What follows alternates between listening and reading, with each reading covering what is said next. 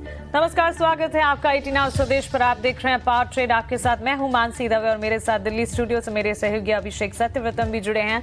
भारतीय बाजार के लिए आज का दिन कैसा हो सकता है? Across the globe sentiments reciprocal tariff announcement के बाद जिस तरह के आते हुए दिखे हैं, क्या इसी तरह के संकेत भारतीय बाजार पर भी पड़ते हुए दिखेंगे? गिफ्ट निफ्टी की इंप्लाइड ओपन में जिस तरह कमजोरी है, क्या वो कमजोरी भारतीय बाजार खुलने के साथ साथ इंडेक्सेस पर भी नजर आएगी? ये सारी की सारी चीजों पर बातचीत होगी। टैरिफ अनाउंसमेंट्स पर भी बातचीत होगी और इसी का इंपैक्ट इकोनॉमी पर ओवरऑल कैसा पड़ता दिखेगा। आने वाले 2.5 घंटे में इन तमाम मुद्दों पर बातचीत हम करेंगे। फिलहाल बाजार की बड़ी बातें आपके स्क्रीन पर लेकर आते हैं और आपको बताते हैं कि इस वक्त रूपरेखा, दशा दिशा मार्केट की, इकोनॉमी की किस तरह की देखने को मिल रही है। भारत पर 26% रेसिप्रोकल टैरिफ के अनाउंसमेंट किए गए। डोनाल्ड ट्रंप ने 180 से अधिक देशों पर जो रेसिप्रोकल टैरिफ लगाए, उसके ठीक बाद अगर आप देखेंगे सेंटिमेंट जो है गड़बड़ाए हैं, हड़कंप मचा है और चीन पर टैरिफ 30% से बढ़ाकर 54% किया गया है। इसका इंपैक्ट कैसा पड़ेगा अन्य इकोनॉमी पर, अन्य देशों पर विस्तार से बातचीत होगी। इंपैक्ट किस तरह का पड़ रहा है फ्यूचर्स पर? डाउ फ्यूचर्स में 800 अंकों की गिरावट है। गिफ्ट निफ्टी करीब 350, 250 से 300 अंकों की गिरावट के साथ ट्रेड करते हुए इंप्लाइड ओपन जो है कमजोरी के साथ। एशियाई बाजार भी बिकवाली का दबाव दिखाते हुए ट्रेड वॉर गहराने की आशंका से चौतरफा गिरावट वहां पर भी देखने को मिली है। कोरिया, हांगकांग, जापान के बाजारों में करीब 2 से 3% की कमजोरी है। हालांकि कुछ सेक्टर्स हैं जो कि इन अनाउंसमेंट से परे हैं। आपको बता दें, फार्मा, सेमीकंडक्टर, कॉपर और एनर्जी से जुड़े शेयर आज खास तौर से फोकस में रहेंगे। फार्मा पर विस्तार से हमें आगे बातचीत भी करनी चाहिए क्योंकि डोनाल्ड ट्रंप ने किसी भी तरह के अतिरिक्त रेसिप्रोकल टैरिफ का अनाउंसमेंट इन कुछ क्षेत्रों पर नहीं किया। बड़ी बात है और ये सारी की सारी बड़ी बातों के इर्द गिर्द ही आज मुद्दा जो है और बातचीत जो है वो छाई रहेगी।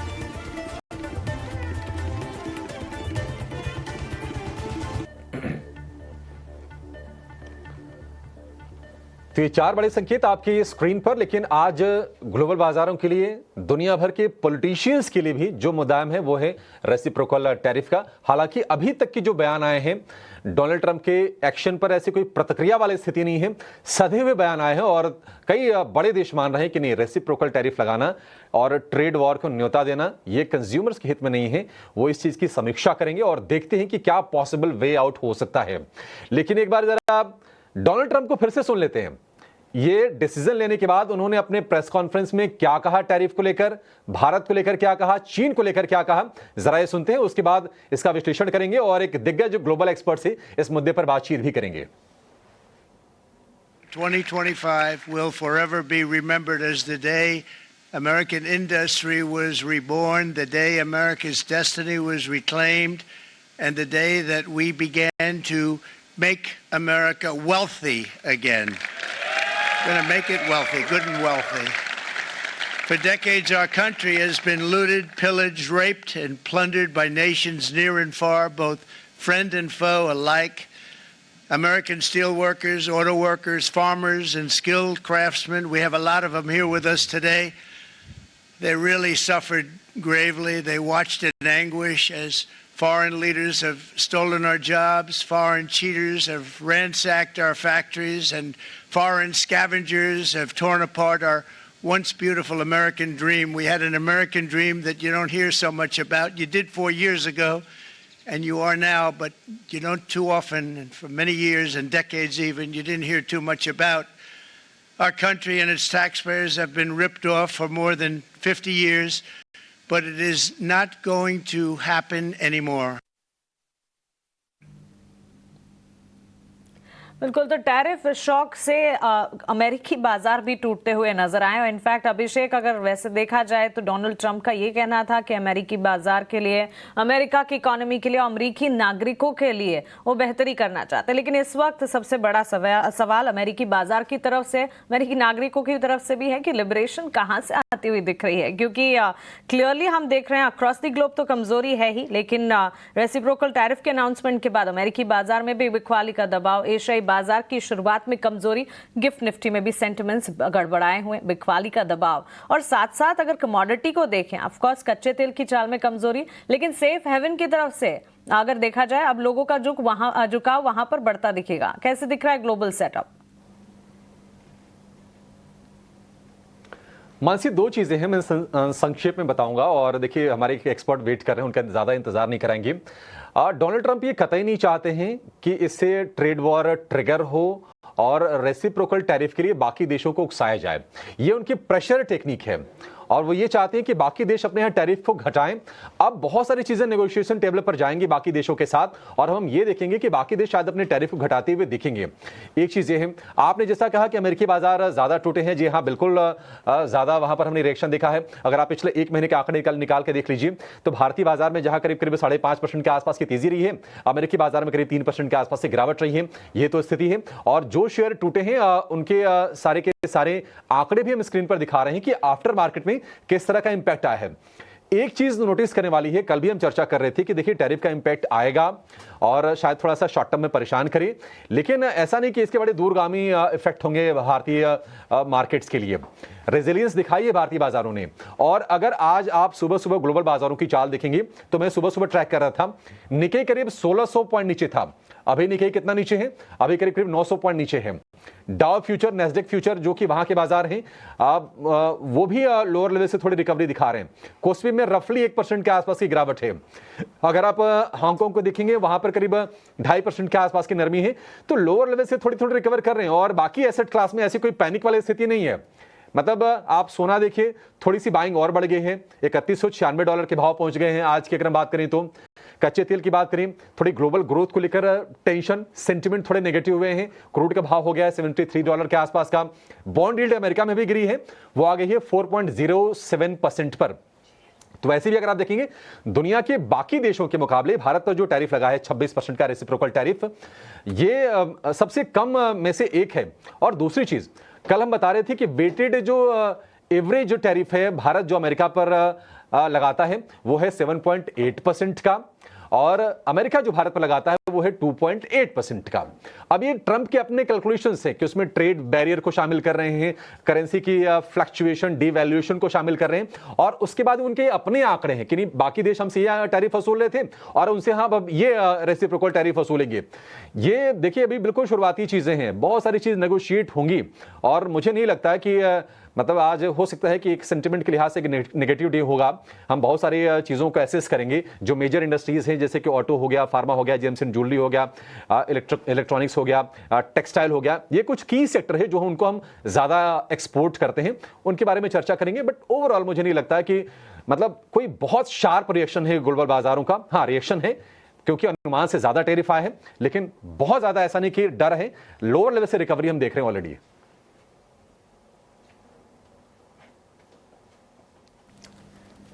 बिल्कुल लोअर लेवल से रिकवरी ज़रूर देखने को मिली है और इनफैक्ट एक इम्पॉर्टेंट चीज़ इस वक्त आपने जिस तरह से बताई कि एक तरह से क्या ये प्रेशर टेक्निक है। डोनाल्ड ट्रंप ट्रेड वॉर नहीं चाहते, लेकिन ये ज़रूर चाहते हैं कि अन्य देशों की तरफ से टैरिफ सिनेरियोज जो हैं वो बदलते हुए नजर आएँ। इस पर विस्तार से ज़रूर बातचीत हमें करनी चाहिए। लेकिन हमारे साथ अब एक जाने माने दिग्गज राजीव अग्रवाल जी जुड़ गए हैं दूरदर्शी इंडिया फंड से। उनसे बातचीत करते हैं और उनसे समझते हैं कि ये अनाउंसमेंट को वो किस तरह से रीड करें। राजीव जी बहुत शुक्रिया सुबह सुबह अपना समय देने के लिए, हमारे साथ जुड़ने के लिए। यूएस के इस कदम का इम्पैक्ट है जो कि सारे के सारे देशों के बाजारों पे देखने को तो मिलेगा। सबसे ज्यादा इम्पैक्ट जो है चीन पर पड़ा है और चीन ने इसका विरोध भी किया है। चाइना अगर यूएस के साथ ट्रेड नहीं कर पाएगा तो अन्य देशों पर फोकस करेगा और ताज़ा बयान की अगर माने तो चीन अपने हितों के लिए कदम भी उठाने जा रहा है। भारत के लिए 26% रेसिप्रोकल टैरिफ कैसे रीड कर रहे हैं इसे आप, आपके फर्स्ट टेक्स? थैंक यू आपके चैनल पे बुलाने के लिए। तो मेरा फर्स्ट टेक जो टैरिफ का है वो ये है कि रिलेटिवली इंडिया पे जो 26% टैरिफ लगा है वो कंपेयर टू जो चाइना है विच इज 20% प्लस 34%, 54% जो टैरिफ है उसके मुकाबले काफी कम है। या फिर हम बांग्लादेश को देखें यदि टेक्सटाइल के मामले में तो वो 37% है वर्सेस 26% है। तो रिलेटिवली जो हमारी कॉम्पिटिटिव या कॉम्पिटिटर कंट्रीज हैं उसके मुकाबले इंडिया पे टैक्सेस इतना ज्यादा हाई नहीं है। और क्योंकि टैरिफ अल्टीमेटली क्या इंपैक्ट करता है कि आपके कौन कॉम्पिटिटर्स हैं उस पर्टिकुलर प्रोडक्ट में और वो कैसे compete कर पाएंगे आगे चल के यूएस मार्केट के लिए। तो उस हिसाब से मुझे नहीं लगता कि इंडियन कंपनीज पे बहुत ज्यादा इम्पैक्ट होगा। फ्रैंकली कहीं कहीं पे इंडियन कंपनीज को फायदा भी हो सकता है, क्योंकि उन कंपनीज को अब थोड़ा इजियर कॉम्पिटिटिव एनवायरनमेंट मिलेगा। बिल्कुल, ये बहुत ही पते की बात कही है राजीव सर ने कि बाकी देशों पर टैरिफ ज़्यादा है, भारत पर थोड़ा कम है, तो भारत को हो सकता है थोड़ा सा एडवांटेज भी मिल जाए और ये नेगोशिएशन टेबल पर आगे जाएंगे। राजीव सर, एक और सवाल जो सबके मन में उठ रहा होगा, ये निश्चित तौर पर हम मान के चलें कि ये प्रेशर बनाने की कोशिश है। क्या आपको लगता है कि बहुत जल्द हम देखेंगे भारत की तरफ से या फिर चीन की तरफ से कि अपने टैरिफ में कटौती करते हुए दिखेंगे?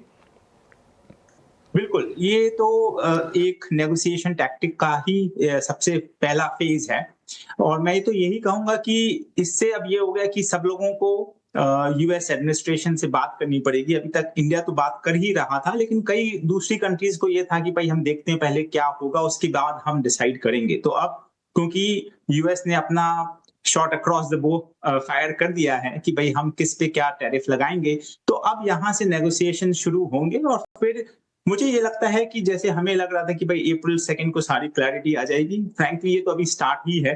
अभी यहाँ से बहुत सारे स्टेप्स होंगे और बैक एंड फोर्थ चलता रहेगा इन टर्म्स ऑफ अनसर्टेनिटी और टैरिफ के मामले में।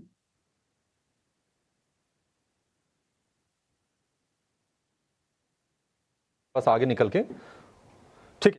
जी सर, बहुत शुक्रिया आज सुबह सुबह हमारे लिए समय निकालने के लिए, बहुत ही बारीकी से, बहुत ही कम शब्दों में, बहुत ही पते की बात करने के लिए और लोगों के मन में जो शंकाएं जो होती हैं, जो सवाल उठते हैं, उनका भी समाधान करने के लिए thank you so much sir. चलिए आगे बढ़ेंगे, एफआईज के डीआईज के आंकड़े पर आते हैं और एफआईज डीआईज के आंकड़े और रेसिप्रोकल टैरिफ, कल डिम्पी ने भी कहा था कि नहीं, दो अलग अलग चीजें हैं, दो अलग अलग चश्मे से आपको देखना भी चाहिए।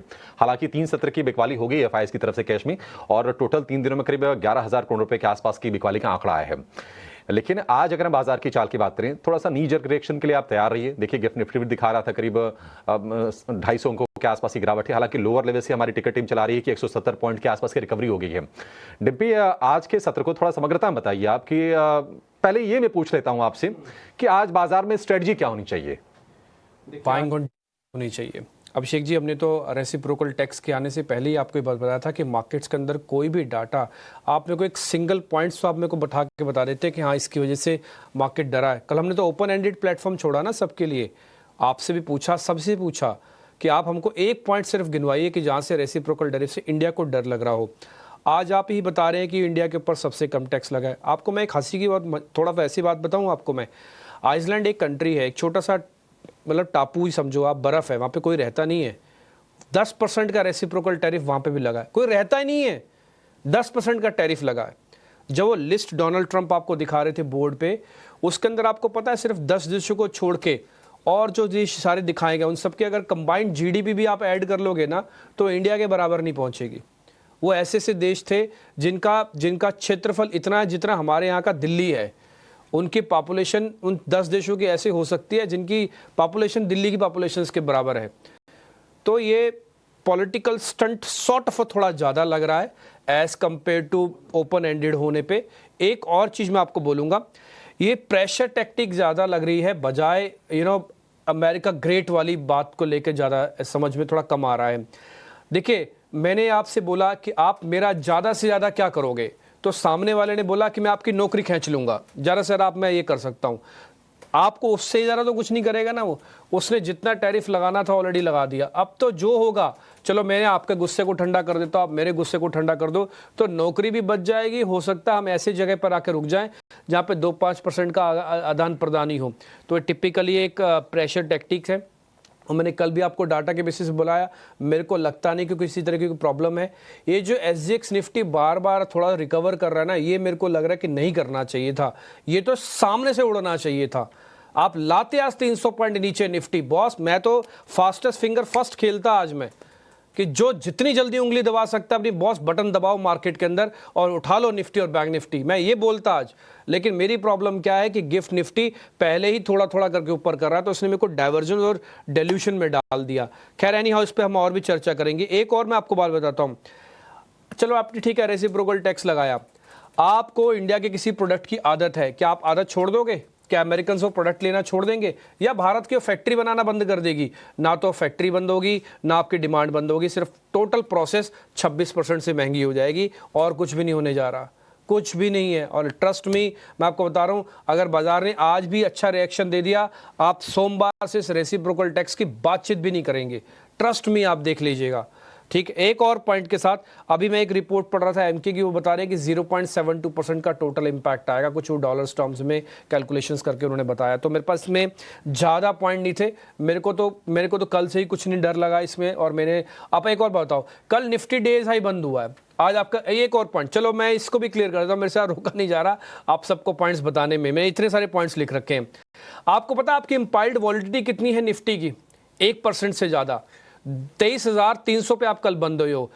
250 पॉइंट तो बॉस आप रोज बिना खबर के हिलते हो, 250 पॉइंट तो आप रोज चलते हो, हिलना है बिना किसी खबर के। और इतनी बड़ी खबर आई तो अब आपका अगर गिफ्ट निफ्टी 250 पॉइंट दिखा रहा है, 1% की इंपायर्ड वॉलिडिटी दिखा रहा है, तो बॉस ये तो रेगुलर ट्रेड है ना, ये तो रेगुलर ट्रेड जैसा ही है। और एक और बात, जिन देशों के ऊपर ड्यूटीज लगाई गई है, कोई भी देश ऐसा नहीं जिसका 2% से ज्यादा का फॉल हुआ हो, कोई भी देश ऐसा नहीं है। खुद यूएस मार्केट हरे निशान में बंद हुआ है, हालांकि फ्यूचर्स अलग है, वो एक अलग मामला है, लेकिन खुद वो हरे निशान में जाके बंद हुआ है। तो मेरे को ये ज़्यादा लगता नहीं है, ये पॉलिटिकल स्टंट और थोड़ा दिखाने का स्टंट ज़्यादा लग रहा है as compared to economic stunts के। उसमें तो बहुत ही सीरियस होना पड़ता है और ऐसे नहीं चलेगा काम जैसे दिखा हमको। बट एनी हाउ, आपने बात पूछ ली तो मैंने ये बात बता दी। अब आपने मेरे से दूसरा क्वेश्चन पूछा था कि मार्केट्स के अंदर आज क्या करना चाहिए, तो मैं सिर्फ एफआईज वाला क्वेश्चन का जवाब पहले दे देता हूँ। एफआईज की लॉन्ग पोजीशंस 2% से बढ़ी है, ये 30 से बढ़कर 32% हुई है। रिटेल के पास 55% है, डीएस के पास अभी भी बिना रेसिप्रोकल टैक्स के, रेसिप्रोकल टैक्स पे अनाउंसमेंट होने पर भी still they are holding 74%, 75% hold कर रहे हैं वो। आप इससे सोच के देखो। आपको मैं एक और आंकड़ा बताता हूं, मार्केट्स के अंदर प्रीमियम भर भर के है। 100 पॉइंट का प्रीमियम करीब करीब निफ्टी पे खड़ा है, करीब 300 पॉइंट का प्रीमियम बैंक निफ्टी पे खड़ा है। अगर ऐसा ही होना होता, ये प्रीमियम सब कल शेड हो गए होते। एक और चीज़, कल इंडिया विक्स डेज लो पे जाके बंद हुआ है। एक और चीज़, एडवांस डिक्लाइन की रेशियो कल बहुत बेहतरीन जाके बंद हुई है। ये सारे पॉइंट्स बॉस बताने के लिए सफिशिएंट होते हैं अगर आप रेगुलर ट्रेड करते हो। ये वैसा ही है जैसे आप डॉक्टर के पास जाते हो और डॉक्टर रोज आपका बीपी, आपका प्रेशर, ब्लड प्रेशर और आपका ऑक्सीजन और आपकी जो बेसिक जो वाइटल्स है ना, रोज चेक करे और उसके बाद बता दे भाई आप तो ठीक ही हो, कोई दिक्कत ही नहीं। तो ऐसे ही हमें रोज वाइटल्स को चेक करते हैं, हमें तो कोई दिक्कत नहीं। एडवांस डिक्लाइन की रेशियो कल के देख लो आप, अभी मैंने विक्स फायर करवाया आपकी स्क्रीन पे, वो देख लो आप फ्यूचर्स की प्लेट फायर हुई है आपकी, उसमें प्रीमियम्स लिखे हुए हैं, वो देख लो आप।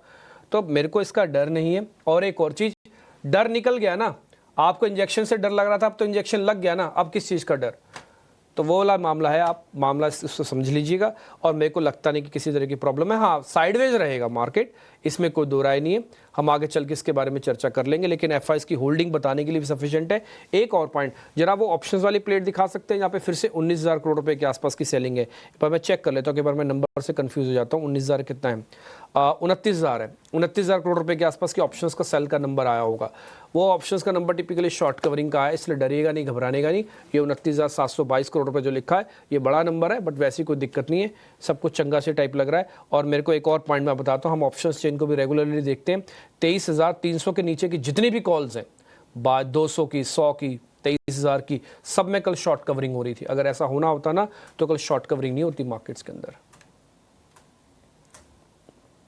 स्टॉक फ्यूचर्स और स्टॉक ऑप्शंस के आंकड़े जिस आपके सामने आप स्क्रीन पर देख रहे हैं, नई सीरीज में एफआईआईज हायर लेवल्स पर सेल जरूर कर रहे हैं, लेकिन शॉर्ट कवरिंग के सिनेरियो जिस तरह से डिम्पी बता रहे हैं, इस पर अब गौर करना चाहिए। एफआईआईज के आंकड़े संस्थागत निवेशकों की तरफ से किस तरह के सेंटिमेंट्स बन रहे हैं तो जाने हमने डिम्पी, लेकिन अब बात करते हैं निफ्टी की। अब 2 दिन की कमजोरी के बाद कल के सत्र में हमने देखा कि बेंचमार्क इंडिसेस हो चाहे ब्रॉडर मार्केट्स हो, रेसिप्रोकल टैरिफ अनाउंसमेंट की इवेंट थी, उससे ठीक पहले भी अच्छा खासा एक्शन दिखा रहे थे। 23,332 के लेवल्स के आसपास निफ्टी क्लोज हुआ है, करीब दिन के उच्चतम स्तर पर कल।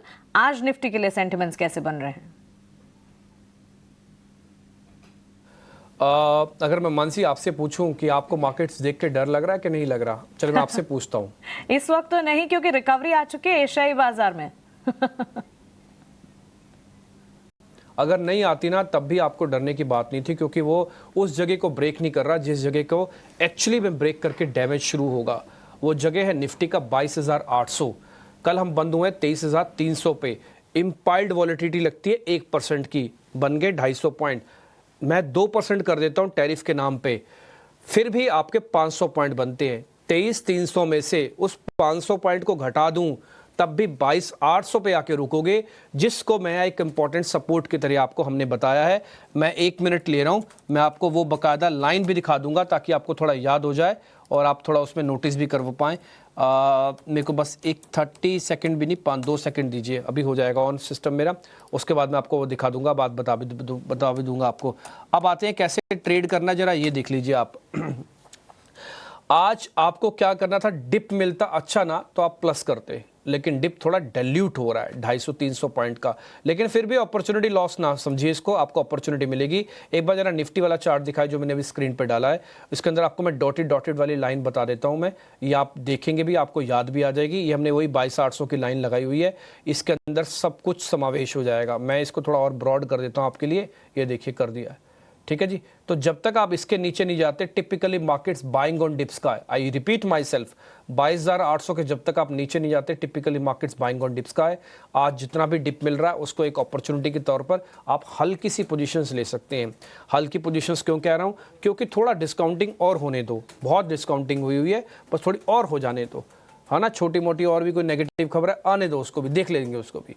तो 22,800 जब तक नहीं टूटता आप बाइंग ऑन डिप करना।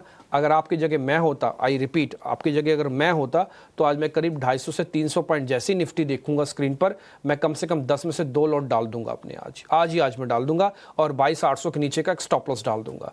तो मेरा रिस्क रिवॉर्ड बहुत अच्छा है, क्योंकि मैंने खबर को भी डाइजेस्ट किया हुआ है, उसके बाद के इम्पैक्ट को मैं अच्छे से इस्तेमाल कर रहा हूँ। तो मैंने आपको रफ में बता दिया आपको करना कैसे है। दूसरा, अगर 22,800 सपोर्ट है तो फिर रेजिस्टेंस कहाँ पर है, रेजिस्टेंस है 450 का, 650 का।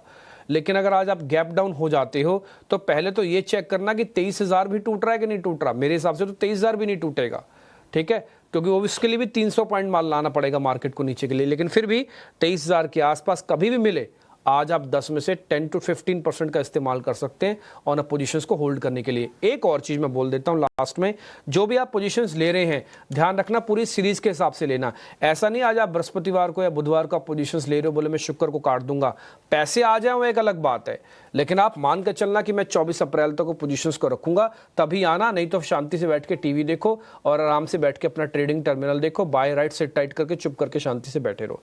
आज अपॉर्चुनिटी उसी को गेन करनी है जिसको थोड़ा समय देके मार्केट के अंदर आना है, ठीक है जी। तो मैंने रफ आपको लेवल्स बता दिए। 23,000 का पहला सपोर्ट, 22,800 का दूसरा सपोर्ट। 23,000 पे मिलेगा प्लस करना, 10 में से 15% के आसपास। 22,800 का स्टॉप लॉस लगाना, पहला टारगेट आपका 23,300 वापस बन जाएगा, 23,450 दूसरा टारगेट बन जाएगा। ऑप्शंस वाले भी आज इस्तेमाल करना अपनी ऑप्शंस की अकल को, बहुत अच्छे से आज ट्रेड मिलेंगे आपको ऑप्शंस के अंदर भी। आज वॉलेटिलिटी भी मेरे को लग रहा है थोड़ी सी इंक्रीज होगी, बढ़िया ट्रेड है आज का सेशन ना, स्वदेश को छोड़ने का सेशन ही नहीं है आज का सेशन, मार्केट में स्वदेश के साथ बने रहने का सेशन है। आज बहुत ट्रेड मिलेंगे बॉस आपको, और हो सकता है घंटों में निकल जाओ आप पैसा बना के। तो आज एक्टिव रहो, चुस्त दुरुस्त रहो, बिल्कुल च्यवनप्राश टाइप खा के बिल्कुल स्ट्रांग रहो आज। तो ये मोटा मोटी निफ्टी की पोजीशंस है। ठीक है, निफ्टी की पोजीशन होगी, ठीक है, निफ्टी की पोजीशन होगी। निफ्टी बैंक ने कल 500 पॉइंट जोड़े, और हमने परसों देखे थे कि 50-800 के स्तर पर निफ्टी बैंक चला गया था। डिम्पी, क्या आज फिर से वही सपोर्ट के तौर पर काम करेगा निफ्टी बैंक के लिए? हाँ, वही सपोर्ट के तौर पर काम भी करेगा, क्योंकि 50-800 फर्क हो गया 500 पॉइंट का। ये 500 पॉइंट जो अभी आप स्क्रीन पर देख पा रहे हो, एज इट इज मैं वापस ले लेता हूँ। चलो आपसे मैंने एज इट इज वापस ले लिया 500 की जगह में, चलो 1000 भी ले लेता हूँ आपसे वापस, डबल करके आपसे वापस ले लेता हूँ। तो 51,300 से 50,300 तक आप आओगे, ज़्यादा से ज़्यादा यही होगा ना। अभी 1000 पॉइंट बैंक निफ्टी जाएगी तो 50,300 आओगे। बहुत इंपॉर्टेंट सपोर्ट एरिया है, बहुत इंपॉर्टेंट सपोर्ट एरिया। 50,300 पे हो जाओ शुरू, 10 में से 1 लॉट का इस्तेमाल करो, 2 लॉट का इस्तेमाल करो। और मैं बता रहा हूँ जो आपको बोला गया, जो आपको स्क्रीन पे दिख रहा है ना, इसके पीछे ना तो गंभीरता है और ना ही इसके पीछे कोई ये तो सिर्फ और सिर्फ बताने के लिए कि देखो मैंने बता दिया बॉस 26 से नीचे हम नहीं आएंगे, अब अपने रेट बता दो क्या है। ये हमारा रेट है 26% का कि हम आपके ऊपर टैरिफ लगा रहे हैं। अब अपने रेट भी तो कोट करो ना, सामने वाली पार्टी भी अपने रेट डालेगी। मकान का भी ऐसे होता है क्या, आप खरीदने जाते हो, सामने वाला बोलेगा मैं 52 लाख का बेचूंगा, 52 लाख के 52 लाख दे आते हो? नहीं, आप नेगोशिएट करते हो। आप बॉस 50 लाख का मकान ले रहे हो तो नेगोशिएट करते हो। यहाँ तो जीडीपी का मामले चल रहे हैं, तो यहाँ पे नेगोशिएशन नहीं होगा। कॉमन सेंस का विषय है। तो 100% होगा और ज़रूर होगा और होना भी चाहिए। और ये भारत की तरफ से एक टफ स्टांस भी होना चाहिए। हमें रिक्वेस्ट भी करते हैं देश के प्राइम मिनिस्टर से, जो होना था तो हो गया, आप भी अपना टफ स्टांस रखो और बताओ उनको कि भैया हम इस पे नेगोशिएट करेंगे। ठीक, एनी हाउ बैंक निफ्टी पे आ जाता हूँ मैं। 50-300 ज़्यादा से ज़्यादा कैलकुलेशंस होंगी, आराम से 10 में से 15% इस्तेमाल कर लेना अपने लॉट्स का और 50,000 का एक स्टॉप लॉस डाल देना। वैसे तो 49,800 डालना चाहिए, लेकिन आप 50,000 भी डाल दोगे तो काम चल जाएगा। मेरे हिसाब से इसके नीचे आज निफ्टी, बैंक निफ्टी बंद नहीं होनी चाहिए। रिकवरी इंट्राडे में आ गई, मान लो 200 पॉइंट आपको मिल गए, सर फिर मैं क्या करूं? वो आपकी मर्जी, आपको 200 पॉइंट कमाने निकलना निकल जाओ, आपको रखना ही नहीं, रुकूंगा मैं तो रुक जाओ, वो आपकी मर्जी। लेकिन मैं जब सौदा डालूंगा आज, तो मैं कम से कम डेरिवेटिव एक्सपायरी तक रखूंगा और मैं 24 अप्रैल तक रखूंगा। ऑप्शंस वाले भी आज एक्टिव रहना बैंक निफ्टी के अंदर, स्पेशली 50-500 वाली कॉल्स वाले लोग एक्टिव हो जाना आज सुबह से। मैंने भी अपनी टर्मिनल पे लगा दी है सुबह सुबह ये कॉल को। ठीक है, मैंने रफ देखो सब कुछ आपको बता दिया जितनी मेरी इंटेलिजेंस थी, लेकिन मैं फिर भी, क्योंकि मैटर बहुत सेंसिटिव है, इंटेलिजेंस से भरा हुआ मैटर है, तो एक पक्ष की ना सुने, आप 2-3 लोगों से अपना व्यू पॉइंट जरूर चेक करवाओ, है ना। आप अपना भी रखो, हमारा भी सुन लो, 1-2 पार्टी से और भी समझ लो, ताकि आपको समग्रता में व्यू पॉइंट मिल जाए। ऐसा ना हो कि आपको बायसनेस के शिकार हो जाओ कहीं आप। ये मैं ओपन एंडेड बोल रहा हूँ, कौन बोलता है टीवी चैनल पे ऐसा? कोई बोलता है ऐसा? हम बोल रहे हैं, इतनी ईमानदारी रखते हैं कि और इससे ज़्यादा कैसे करें? आपको खुल्लम खुल्ला बता रहे भैया, हमारा व्यू सुनना सुनो, अब अपना व्यू भी जान लो, 1-2 लोगों को और भी लेना तो भले ले लो आप। कौन बोल रहा है ऐसे? लेकिन हम बोल रहे हैं आपके सामने। ठीक है जी, तो ये रफ सारे पॉइंट्स आपके। मेहमान हमारे साथ जुड़ रहे होंगे और उनसे हम जरा करेंगे बातचीत, और मेरे दोनों सहयोगियों के पास भी काफ़ी सारे क्वेश्चंस हैं और उनसे भी हम जरा व्यू पॉइंट लेंगे। राहुल जैन इनफैक्ट एक IT एनालिस्ट हमारे साथ जुड़ रहे हैं। Rahul ji, thank you very much समय देने के लिए। ये जो कल रेसिप्रोकल टैक्सेस का मामला आया है सामने, क्योंकि बीइंग एज एन आप IT एनालिस्ट हो, तो जरा आप अपने सेक्टर के बारे में बता दीजिए क्या इम्पैक्ट आएगा, स्पेशली इंडिया के हिसाब से सर। अगर हम लोग IT सेक्टर की बात करें तो अब तक जितने अनाउंसमेंट आए हैं, कोई डायरेक्ट इम्पैक्ट वैसे बिजनेस के ऊपर नहीं दिखता है, because there is not imposition of taxation on the services export. जहां तक सवाल है इनडायरेक्ट इम्पैक्ट का, ऑफ कोर्स ऐसा समझ में आता है कि US का GDP ग्रोथ रेट कम होने वाला है। एस्टिमेट्स अभी से ही 40-50 बिप्स कट कर चुके हैं GDP ग्रोथ फोरकास्ट को फॉर अमेरिका, एंड ऐसा लगता है कि आगे इसमें ग्रोथ रेट और कम हो सकता है। ऐसी भी बातें चल रही हैं कि शायद US रिसेशन में जा सकता है। तो क्योंकि 70 से 80% income for IT services company come from US, तो वो बिजनेस के ऊपर बजट कट्स को लेकर कोई इम्पैक्ट आ सकता है। ग्लोबल ट्रेड में काफी चेंजेस देखने को हमको मिल सकते हैं अगले कुछ दिनों में, अगर यही टैरिफ बरकरार रहेंगे। तो ऐसा होने पर काफी कंपनीज जो है अपने कॉस्ट कटिंग कर सकती हैं, जिनका IT बजट पे डायरेक्ट और इनडायरेक्ट इम्पैक्ट होगा, और उसके चलते IT सेक्टर में ऐसा हो सकता है कि ये साल भी एक वीक ग्रोथ का ईयर रहे FY26, जो कि लग रहा था पिछले 2-3 क्वार्टर से कि डायरेक्शनली हम लोग इम्प्रूवमेंट के ट्रैक पे है। तो वो एक इम्पैक्ट अभी नजर आ रहा है। और दूसरा जो एक इम्पैक्ट लग रहा है जो पोटेंशियली आ सकता है, वो है करेंसी को लेकर। करेंसी इस दौरान काफी वोलेटाइल रह सकती है। ऐसा भी हो सकता है कि रुपी थोड़ा अप्रिशिएट करे सॉरी। अगर ऐसा होता है तो मार्जिन के ऊपर भी कहीं ना कहीं थोड़ा इम्पैक्ट आ सकता है। तो इस समय तो ये लग रहा है कि डायरेक्ट इम्पैक्ट ना होते हुए बिजनेस को लेकर इनडायरेक्ट इम्पैक्ट IT सेक्टर में जरूर देखा जा सकता है। जो सेफ हैं वो सॉफ्टवेयर कंपनीज, जैसे कि जो कंपनी प्रोडक्ट्स बनाते हैं रादर देन सर्विसेज में, और इंटरनेट कंपनीज जो इंडिया में हैं, आई थिंक क्योंकि उनका most of the revenue comes from Indian market, could be the area जहां पर इम्पैक्ट कम आएगा, पर प्योर सर्विसेज कंपनी में बड़ा इम्पैक्ट आ सकता है। इम्पैक्ट आ सकता है सर, आपने बहुत अच्छे से सारी चीज़ें कैलकुलेट करके बता दिया, और ये बात हमें डायरेक्टली और इनडायरेक्टली आपने मैसेज अच्छे से दे दिया कि US अपनी इकॉनमी के बारे में सोच रहा है, ना कि दूसरे देशों की इकॉनमी। उनको अपनी मंदी बचानी है एक्चुअली में। अगर उनके यहाँ पे मंदी आई तो नो डाउट हमारी IT कंपनीज को असर आएगा। उनके यहाँ पे मंदी नहीं आई तो हमारी IT कंपनीज में कोई खास दिक्कत नहीं आएगी। रफ हमने आपसे एक कैलकुलेशन समझ ली है। बहुत शुक्रिया sir, thank you very much Jain साहब, आपने आज समय निकाला हमारे लिए। खैर आगे बढ़ते हैं, दो मेहमान भी मेरे साथ जुड़ चुके हैं। कुणाल परार, किरण जानी हमारे रेगुलर मेहमान हैं, हमको अच्छे से गाइड करते हैं। कुणाल जी से तो मैंने कल जाते जाते भी पूछा था कि सर आपको कोई डाटा में दिक्कत दिख रही है, उन्होंने कहा नहीं दिख रही है। कुणाल जी, आज आपको कुछ दिख रहा है? 12 घंटे बाद पूछ रहा हूँ, कोई प्रॉब्लम दिख रही है मार्केट में आपको? वेल सर, अपने मार्केट में ऐसी कोई प्रॉब्लम मुझे नहीं दिख रही है। मैं अगेन कहूंगा, अगर आप ये टैरिफ की बात करो तो सबसे कम टैरिफ इंडिया पे ही लगाया है। अगर मैं टॉप लिस्ट निकालूं और टॉप कंट्रीज की बात करूं तो 19वें नंबर पे इंडिया है, जहां पे कम टैरिफ यूएसए ने लगाया है। तो हो सकता है कि टाइमिंग के लिए आपको कोई इम्पैक्ट देखने को मिले मार्केट में, लेकिन अगेन ऐसी कोई बड़ी हलचल नहीं हो सकती है। यानी कि आज के दिन में अगर मार्केट फॉल होता है और यहीं से गिरता जाए, वैसा मुझे नहीं लग रहा है। हाँ, जिस हिसाब से ग्लोबल लेवल पे इंडिकेशंस मिल रहा है, टाइमिंग के लिए एक झर्क आ सकता है मार्केट में, लेकिन वापस अपने मार्केट में उतना दमखम है कि वो बाउंस बैक होके वापस अपने ओरिजिनल लेवल पे आ सके। तो मुझे फिलहाल ऐसी कोई बड़ी मोमेंटम नहीं दिख रही है। आज का एक दिन छोड़ दीजिए, लेकिन हाँ, वापस मुझे लग रहा है कि निफ्टी अपना जो लूजिंग मोमेंटम है वो गेन कर लेगी। एब्सोल्युटली, कल इनफैक्ट हमने देखा था मजबूती का रुझान इन बेंचमार्क्स में भी देखने को मिला, ब्रॉडर मार्केट्स में भी देखने को मिला। रियल एस्टेट सेक्टर लीड कर रहा था सेक्टर्स में, लेकिन क्या आज फार्मा क्षेत्र लीड करेगा? बड़ा सवाल, क्योंकि फार्मा क्षेत्र को रेसिप्रोकल टैरिफ की जो अनाउंसमेंट है उससे राहत मिली है। सेक्टर स्पेसिफिक बाजार पर किस तरह का इंपैक्ट पड़ेगा, इस पर विस्तार से बातचीत है और डिटेल रिसर्च है हमारे सहयोगी के पास। शरद से भी जुड़ेंगे, लेकिन उससे ठीक पहले इंडेक्स स्पेसिफिक नजरिया बाजार पर हम जान रहे हैं, हमारे एक्सपर्ट से उनके स्टॉक स्पेसिफिक कॉल्स भी जान लेते हैं। अब सीधा बाजार की तरफ रुक करते हैं, क्योंकि रेसिप्रोकल टैरिफ के इंपैक्ट इकोनॉमी पर किस तरह के सेंटिमेंट्स हैं, ये सारा का सारा लेखा जोखा हमने पिछले 1 घंटे में आपके सामने रख दिया है। किरण जी, गुड मॉर्निंग, स्वागत है आपका 18 आवर्स स्वदेश पर। शुरुआत आपसे ही करेंगे।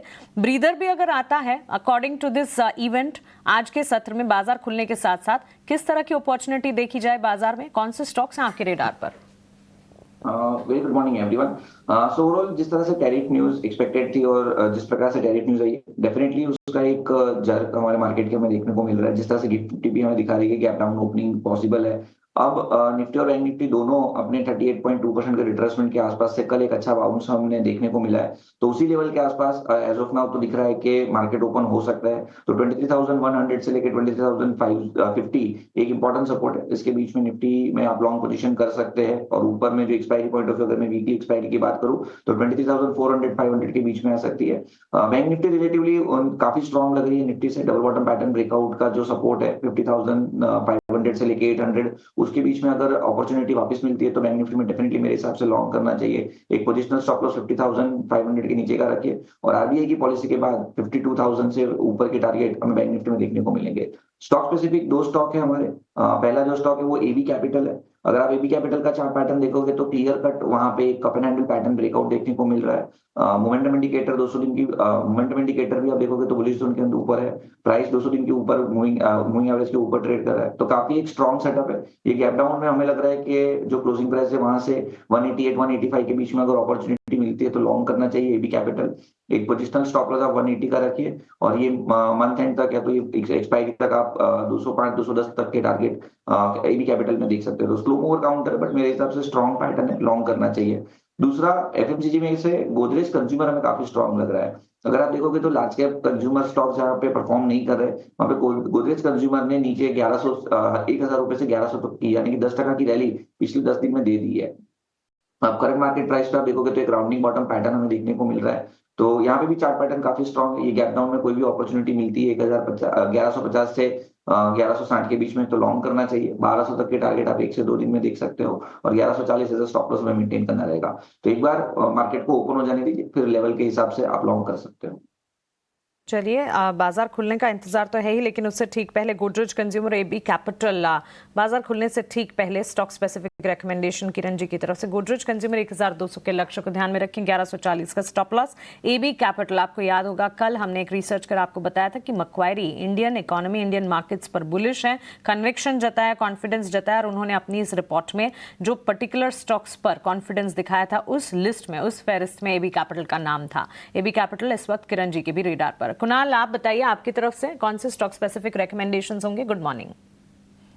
Good morning. Well, Kiran ji ने जो सबसे पहला कॉल दिया है एबी कैपिटल, उसके ऊपर ही फोकस करके चलेंगे। वो भी मेरा एक टॉपिक है। कल के दिन में फ्लैग फॉर्मेशन ब्रेकआउट भी देखने को मिला है, अच्छे खासे लेवल पे कल स्टॉक ने क्लोजिंग दी है। और इतना ही नहीं, कल जब हम आपके साथ थे तो आपने मैक्वायरी की बात की थी। मैक्वायरी का भी टेक्निकली बाइंग कॉल था एबी कैपिटल, तो एक्चुअली एक बहुत ही बढ़िया मोमेंटम ब्रेकआउट देखने को मिला है। और कल के दिन में हमने कहा था कि अगर ये 184 185 के ऊपर जाता है तो ही खरीदारी करके चलिए। सो वो ब्रेकआउट हमें ज्यादा ज्यादा देखने को मिला है। हाँ, आज मार्केट में थोड़ा सा स्टार्टिंग में गिरावट देखने को मिल सकता है, तो उसके बेस पे अगर ये आपको 187 186 के अराउंड देखने को मिले तो खरीदारी करके चलिए। मेरा एसएल जो रिसेंट का जो बॉटम में 177 वही होगा, 195 का पहला टारगेट होगा। और वो जैसे ब्रेक करता है आपको 207 के अल्टीमेट टारगेट भी यहाँ पे देखने को मिल सकते हैं। और दूसरा जो है वो लाल पैथ लैब है। कल के दिन में स्टॉक ने 200 MA के ऊपर अर्ली चार्ट मोमेंटम स्टार्ट की है। कल के ही दिन में स्टॉक ने एक बुलिश एंगल्फिंग फॉर्मेशन भी बनाई है, वो भी वॉल्यूम के साथ। और प्रीवियस जो बॉटम उसके अराउंड का सपोर्ट भी लिया हुआ है, तो एक अच्छा खासा लेवल यहाँ पे एक्सपेक्ट कर सकते हैं। हाँ, आज थोड़ी सी लोअर ओपनिंग देखने को मिल सकती है 2495 2490 के अराउंड, तो वहां पे खरीदारी करके चलने की सलाह है। एसएल की बात करो तो जिस हिसाब से स्टॉक फिलहाल ट्रेड कर रहा है, लोअर लेवल पे हमारा जो एसएल आएगा 2440 का होगा। एंड टारगेट की बात कर लेते हैं तो ऊपर में 2530 का पहला टारगेट होगा। एंड वो जैसे ही ब्रेक होता है आपको ऊपरी लेवल पे तकरीबन 2600 तक के भी लेवल देखने को मिल सकते हैं। तो लाल पेट लैब और एबी कैपिटल दोनों खरीदारी करके चलने की सलाह रहेगी।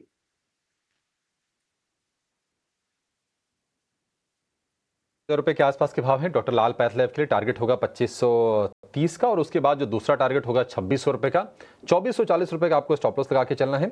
और दूसरा शेयर एबी कैपिटल का 177 का स्टॉप लॉस, 195 और 207 के टारगेट हो जाएंगे एबी कैपिटल के लिए। तो तेजी के सौदे आज के बाजार में निकल के आ रहे हैं। और कुणाल जी का ये भी कहना है कि मतलब ये टैरिफ वाली चीजों से बाजार के स्ट्रक्चर को कोई डैमेज पहुंचेगा, इस बात की आशंका बहुत बहुत कम है।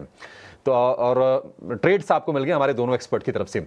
अब एक काम करते हैं, जरा ये टैरिफ का मसला सेक्टर के लिहाज से, शेयरों के लिहाज से कितना क्रूशियल है, क्या कुछ किया है अमेरिका ने, इसको भी थोड़ा सा अनफोल्ड करते हैं और थोड़ा विस्तार से समझ लेते हैं। स्टॉक्स न्यूज तो है ही, हमारे सहयोगी शरद दुबे हमारे साथ जुड़ गए हैं। शरद, पहले बताइए कि टैरिफ को लेकर अमेरिका ने क्या क्या डिसीजन लिया है, और उसका सेक्टोरल इंपैक्ट की बात करें तो वो क्या होने वाला है।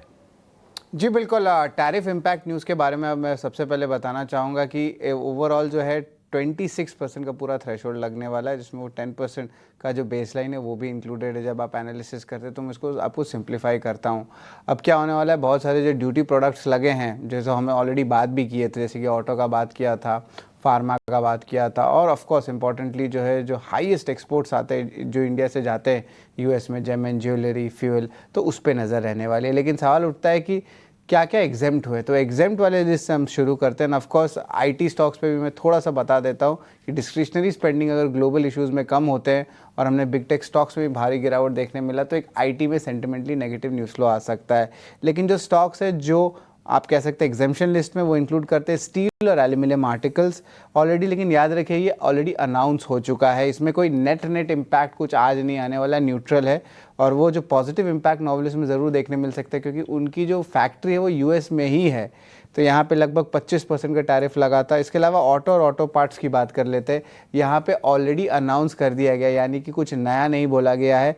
यहाँ पे 25% का टैरिफ जो है लास्ट मंथ ही लगा दिया था, अप्रैल 3 से जो आने वाला था। लेकिन याद रखिए जो इम्पैक्ट आने वाला है, जो नेगेटिव इम्पैक्ट, वो स्टॉक्स की भी लिस्ट में बता देता हूँ। टाटा मोटर्स, सामिल जो ऑलरेडी एक्सचेंज फाइलिंग में भी कह दिए कि उनको इम्पैक्ट नहीं होगा, सोना BLW, Bharat forge, Balkrishna industries, ये सारे ऑटो कंपोनेंट कंपनीज हैं जिनका एक्सपोजर यूएस में है। 25% टैरिफ अनाउंस हो गई है। कॉपर का भी आया था एग्जेम्पशन लिस्ट में, लेकिन याद रखिए कॉपर जो है लार्जली इंडिया में इम्पोर्ट होता है, तो हिंद कॉपर ले लीजिए या वेदांता ले लीजिए, तो यहाँ पे इनको नेग्लिजिबल एक्सपोर्ट है, तो कुछ इम्पैक्ट नहीं देखने वाला इन स्टॉक्स में। और ये भी कॉपर के इंपोर्ट के टैरिफ साल के अंत तक लग सकते हैं। फार्मा में बड़ी इम्पैक्ट ऑफ कोर्स रहेगी, इसमें कोई एडिशनल रेसिप्रोकल टैरिफ नहीं आया है। और बहुत सारे जो कंपनीज एक्सपोर्ट करते हैं जिनका अच्छे रेवेन्यूज आते हैं यूएस से, उनके लिए पॉजिटिव है। Sun pharma, doctor Reddy's, Cipla, Lupin, Aurobindo pharma, Cadila health care, Glenmark pharma, torrent pharma, 30 से लेकर 40% तक का जो इनका रेवेन्यू आता है। कुछ कुछ कंपनी का, कुछ का तो 50% के ऊपर भी है जो यूएस सेगमेंट से रेवेन्यू आता है। ये तो कुछ थीम्स थे, लेकिन हमने थोड़ा सा और डिटेल एनालिसिस किया क्या सेकंड ऑर्डर इम्पैक्ट आ सकता है। याद रखिए चाइना के मार्केट्स में भी जो है जिस तरह थोड़ी सी नेगेटिविटी आ रही है, यहाँ पे थोड़ी सी मेटल में सेंटिमेंटली नेगेटिव न्यूज़ फ्लो ज़रूर देखने मिल सकता है। केमिकल स्पेस में भी हम बात कर रहे थे, यहाँ पे बहुत सारे कंपनीज हैं जैसे कि SRF हुआ, PI इंडस्ट्रीज़ हुआ, जो US में इनका ज़्यादा एक्सपोर्ट्स आता है रेवेन्यू से।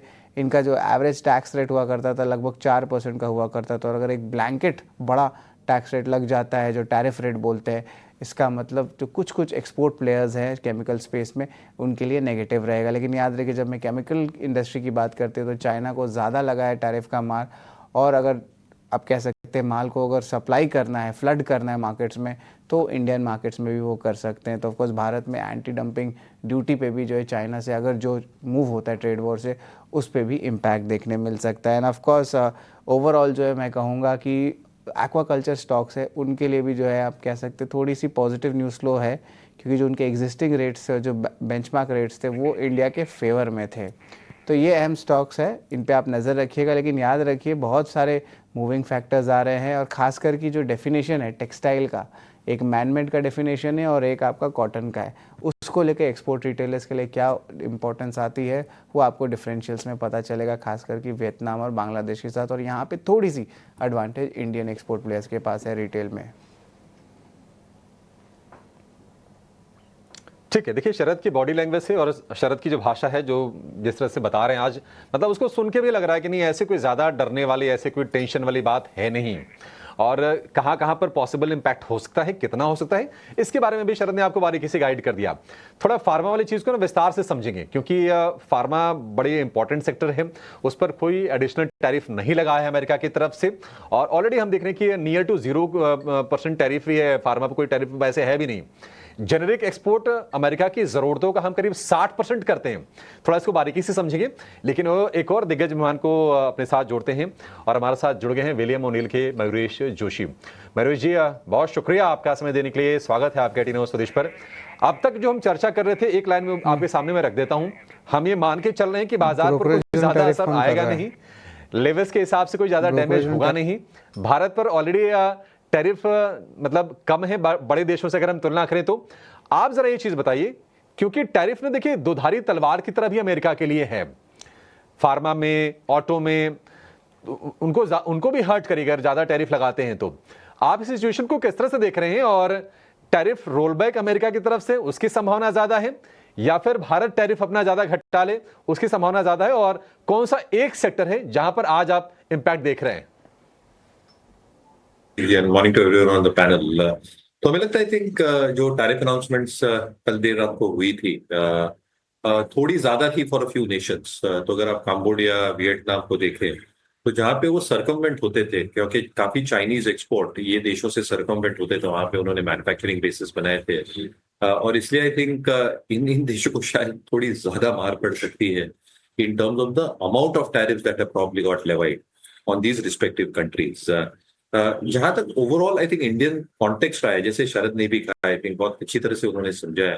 आई थिंक जो एडिशनल टैरिफ्स लगे हैं, जो इंक्रीमेंटल लगे हैं, आई थिंक वो एक्सपेक्टेड लाइंस पर थे टू अ सर्टेन एक्सटेंट।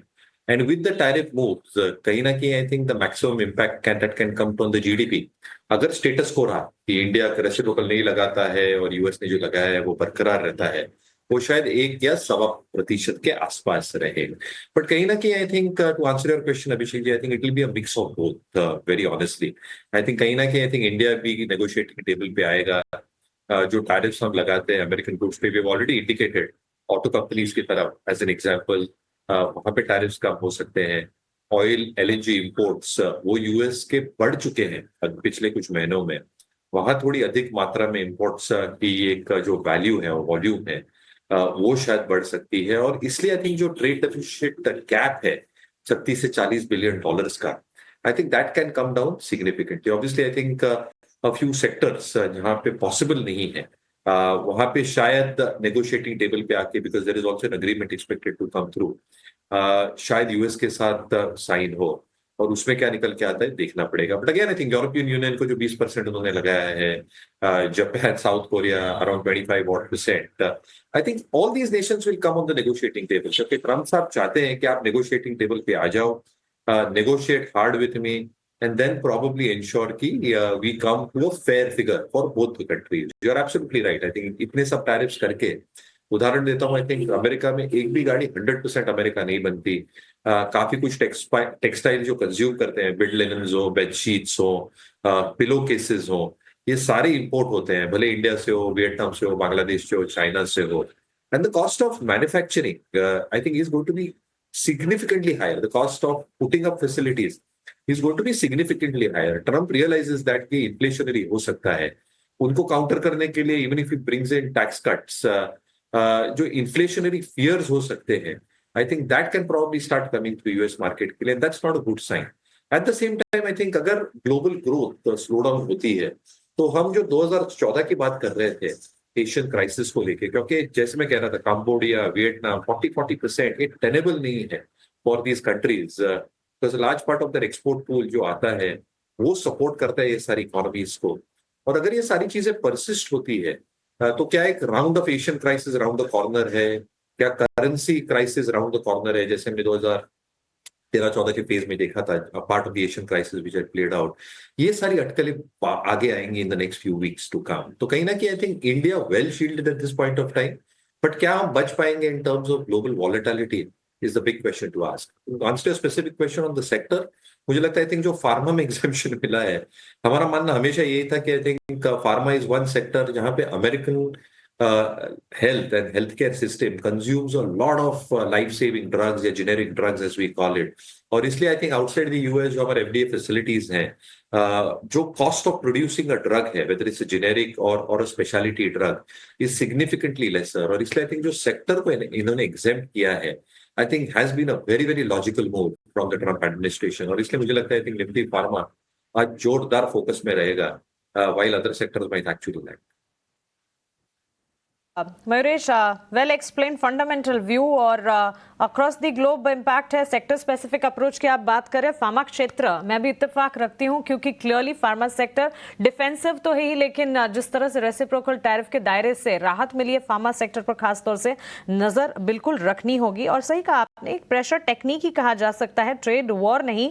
लेकिन डोनाल्ड ट्रंप ये जरूर चाहते हैं कि टेबल पर बैठकर सारे के सारे देश जो हैं टैरिफ इम्प्लीकेशंस को लेकर उन्हें कम करने को लेकर बातचीत जरूर करें. इसी के चलते प्रेशर टेक्निक भी एक तरह से, ये भी एक थ्योरी है जिस पर लगातार बातचीत हम कर रहे हैं.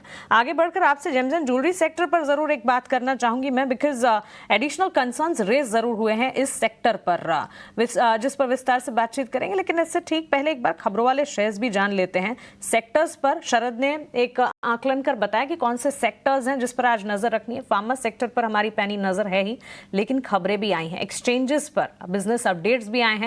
कल बाजार बंद होने के बाद उन अपडेट्स का हमें बिल्कुल नहीं भूलना है. वरुण हमारे साथ जुड़ गए हैं सारी की सारी खबरें लेकर. वरुण, गुड मॉर्निंग, बताएं. Good morning Mansi. तो जैसे कि आपने जिक्र किया कि अपडेट्स काफ़ी सारे आए हैं, तो आपको जल्द से जल्द बता देता हूं कि कौन से अपडेट्स अच्छे हैं, कौन से खराब है. जिसमें अच्छे अपडेट्स में अगर आप देखेंगे तो पीएनबी हिंदुस्तान जिंक का जो क्वार्टरली अपडेट आया है वो अच्छा है. Central bank of India, Punjab Asian bank, याद रखिएगा पिछले कुछ दिनों से ये काफ़ी सारे स्टॉक्स है जिनमें गिरावट देखने मिल रही है, लेकिन इनके इनलाइन क्वार्टरली अपडेट्स आए हैं. और वीकनेस में अगर आप देखेंगे तो डाबर और एमएनएम फाइनेंस का अपडेट जो है वो काफ़ी हद तक वीक है. अब डाबर में वीकनेस क्या है, इनका कहना है कि जो रेवेन्यूज़ है Q4 में वो काफ़ी हद तक फ्लैटिश रहने वाली है. इंडियन बिजनेस जो है वो मिड सिंगल डिजिट के आसपास का डिक्लाइन जो है वो इस तिमाही में आपको दिखाने वाला है. और एफएमसीजी के जो वॉल्यूम ट्रेंड है वो काफ़ी हद तक सबड्यूड है. और इनका कहना है कि जो ऑपरेटिंग प्रॉफिट मार्जिन है उसमें 150 से 175 बेसिस पॉइंट के आसपास की गिरावट जो है वो देखने मिल सकती है. इसके लिए हम कह रहे हैं कि अपडेट जो है वो कमज़ोर है. एमएनएम फाइनेंस देखिए, डिसबर्समेंट जो है करीब 1% के आसपास की गिरावट Q4 में वहाँ पे देखने मिली. और एनएनपीए 3.7% पे आए हैं. इसके पहले अगर आप देखेंगे तो 3.4% के आसपास थे. तो यहाँ पे साल दर साल अगर आप देखेंगे तो थोड़ी बहुत बढ़ोतरी देखने मिली है. अब बात करते हैं बाकी खबरों की. तो रिलायंस इंडस्ट्रीज आंध्र प्रदेश में कंप्रेस्ड बायोगैस प्लांट के लिए ये करीब 65,000 करोड़ रुपए के आसपास का निवेश जो है वो करने वाले हैं. नो डाउट एक साल में नहीं करेंगे, लंबे अवधि में जो है ये निवेश करेंगे. किर्लोस्कर ऑयल इंजिन्स, इस कंपनी को ऑर्डर मिला है करीब 270 करोड़ का ऑर्डर जो है इस कंपनी को मिनिस्ट्री ऑफ डिफेंस से मिला है. मारुति 8 अप्रैल से ही अपने प्रोडक्ट के दाम जो है वो बढ़ाने वाले हैं. करीब 2,500 रुपये से, माफ़ कीजिएगा, 2,500 रुपये से 62,000 रुपये के आसपास अक्रॉस मॉडल्स जो है उस पर दाम ये बढ़ाने वाले हैं. ये खबरें आई है. और बीएल कंपनी को इंडियन एयरफोर्स से करीब 593 करोड़ रुपए का ऑर्डर मिला है। आकाश मिसाइल सिस्टम जो है उसके मेंटेनेंस के लिए ऑर्डर जो है वो इस कंपनी को मिला है। तो क्वार्टरली अपडेट्स और ऑर्डर्स पिछले कुछ समय से लगातार काफ़ी सारी कंपनियों को मिल रहे हैं, यहाँ पे आप नज़र रखिएगा। बिल्कुल वरुण, शुक्रिया ये सारे के सारे अपडेट्स हमें बताने के लिए। तो ये इन तमाम अपडेट्स के चलते बैंक्स एंड फाइनेंशियल्स तो फोकस में रहेंगे ही, because Punjab national bank, central bank जैसी कंपनियों के updates, Punjab and Sind bank ये अपडेट्स आए हैं। पंजाब नेशनल बैंक के अपडेट पॉजिटिव रहे, अनुमान के मुताबिक सेंट्रल बैंक के अपडेट आते हुए देखने को मिले। लेकिन M&M फाइनेंस और डाबर कमजोर अपडेट के चलते फोकस में रहेंगे, जिस पर खास तौर से नजर रखनी होगी। सारे के सारे अपडेट्स आपने विस्तार से जाने। Mayuresh, coming back to you, good morning, thanks for giving your time. Reciprocal tariff की अनाउंसमेंट की जहां हम बात कर रहे हैं, 26% रेसिप्रोकल टैरिफ अनाउंसमेंट भारत पर डोनाल्ड ट्रंप ने किया है, which has raised concerns for India's gems and jewellery sector. Mayuresh, इस पर आपका एक नजरिया जरूर जानना है, बिकॉज यूएस एक सिग्निफिकेंट मार्केट है इंडियन ज्वेलरी पर्टिकुलर बिजनेसेस के लिए, accounting to a substantial portion जिसे हम एक्सपोर्ट करते हैं। किस तरह से यहाँ पर इम्प्लीकेशन का इम्पैक्ट आता हुआ दिखेगा? पॉलिश डायमंड, गोल्ड ज्वेलरी, इन तमाम चीज़ों की अगर बात करें तो इस सेक्टर पर किस तरह से इम्पैक्ट देखने को मिलेगा? Morning Mansi, always a pleasure to be on your show. नहीं, आई थिंक दो चीजें। एक, आई थिंक अगर आप ब्रेकअप करें इन terms of the James and jewellery export, specifically US markets को लेके, पिछले कई क्वार्टर्स और सालों से हमने ये ट्रेंड देखा है, जो हम लैब ग्रोन डायमंड्स की हम बात करते हैं, वहां पे एक सिग्निफिकेंट इंप्रूवमेंट देखा गया है, because I think the cost of owning the jewellery is significantly lesser. And at the same time I think अगर आप एक तुलना करते हैं कि जो एस्थेटिक वैल्यू रहती है, या जो एक हम कहते हैं जो दिखावा रहता है, आई थिंक वो रियल का फील आता है। तो कहीं ना कहीं I think a large part of our export pool जो यूएस मार्केट्स में करता था, they will have the burn। इस पे वॉल्यूम्स पे कैसे असर पड़ता है ये देखना बहुत लाजमी होगा। और इसलिए मुझे लगता है, I think with in the space itself वापस टाइटन जैसा स्टॉक जो अंडर परफॉर्म कर रहा था टू अ लार्ज एक्सटेंट, ये शायद वापस फोकस में आ जाए। Large part of the business is domestic oriented, they are trying to expand their product portfolio. Specifically I think जो वेडिंग ज्वेलरी का पोर्टफोलियो लैग कर रहे थे, they are expected to introduce that as we head into the next few months and quarters. At the same time, जो studded component है Titan के overall product mix में, that was lagging as well. I think that is also showing some element of expected increase. And there is some expectation कि management lab grown diamonds में भी कुछ बोरे करे through some special offering or some special product that probably comes through to address this and target this market size, जो एक सबसे बड़ी और fast growing market size है इंडियन एंड ग्लोबल कॉन्टेक्स्ट में। तो मुझे लगता है आई थिंक थोड़ा इनको मार झेलना पड़ेगा a lot of the export oriented James and jewellery players. वो गोल्डियम हुए, वैभव ग्लोबल हुआ, जस्ट एज एन एग्जांपल। इस पे क्या डायनामिक्स पड़ते हैं उनके वॉल्यूम्स को लेके, प्राइसिंग को लेके, is something that we'll need to see. But I think ये जो डोमेस्टिक ज्वेलरी कंपनीज है, specifically I think a leader like Titan, ये शायद वापस लाइमलाइट में आए कंसिडरिंग दिस। नमस्कार, 9 बजने वाले हैं और हम लेकर हाजिर हैं मार्केट्स लाइव। आपके साथ मैं हूं अभिषेक सत्यव्रतम और मेरे साथ हैं मेरे सहयोगी डिम्पी कालरा और मुंबई स्टूडियो से मानसी दवे हमारे साथ हैं, और 2 एक्सपर्ट भी आपकी, 3 एक्सपर्ट इनफैक्ट आज आपकी मदद कर रहे हैं। कुणाल परार हैं, किरण जानी हैं और फंडामेंटल व्यू आपको दे रहे हैं मयूरेश जोशी। टैरिफ को लेकर हम विस्तार से चर्चा कर रहे हैं और आज ये चर्चा शायद दिन भर होगी, क्योंकि आज मसला बड़ा है और इसको लेकर हमने काफी दिनों तक चर्चा की है। फाइनली डोनाल्ड ट्रंप की तरफ से टैरिफ का आउटकम आ गया है, लेकिन रेसिप्रोकल टैरिफ को लेकर ब्रोकरेजेस का क्या व्यू है, उन्होंने क्या स्टडी की है, क्या एनालिसिस किया है, उसको जरा जानते हैं संक्षेप में। हमारे साथ हमारी सहयोगी सृष्टि शर्मा जुड़ गई हैं। सृष्टि, बताइए क्या कहा है ब्रोकरेजेस ने और कहां पर इंपैक्ट वो देख रहे हैं? तो देखिए, सभी ब्रोकरेजेस का मानना है कि जो 26% टैरिफ लगाया गया है भारतीय बाजारों पे, नेगेटिव तो ज़रूर है, पर इस बीच फार्मा जो सेक्टर है वो उभरता हुआ निकल कर आ रहा है, जहां पे सभी सेक्टर्स का जो अभी फिलहाल पॉजिटिव नज़रिया है।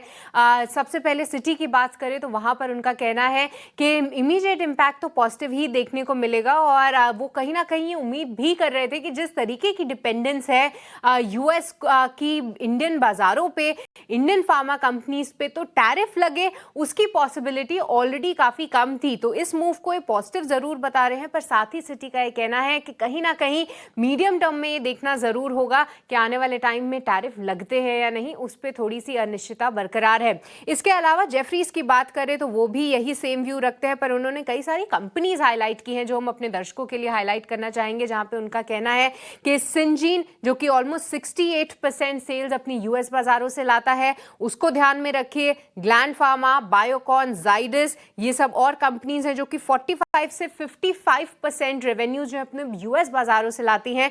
और साथ ही साथ डॉक्टर रेड्डीज, पिरामल, लुपिन, सन फार्मा, ये भी दिग्गज फार्मा कंपनीज है जिस पे नजर रखनी चाहिए। सीएलएसए का भी ऑलमोस्ट सिमिलर व्यू है, बट उनके हिसाब से औरोबिंदो फार्मा, डॉक्टर रेड्डीज और जाइडस लाइफ साइंसेज को नजर में आप जरूर रखिए। हालांकि उन्होंने ये भी बोला है कि 10% तक टैरिफ लगेगा, ये ऑलरेडी कंपनीज जो है प्राइज इन करके चली थी। तो नेगेटिव खबर ऑलरेडी प्राइज इन थी, नेगेटिव तो कुछ आया नहीं बल्कि पॉजिटिव आया, तो एक रैली की उम्मीद जरूर है।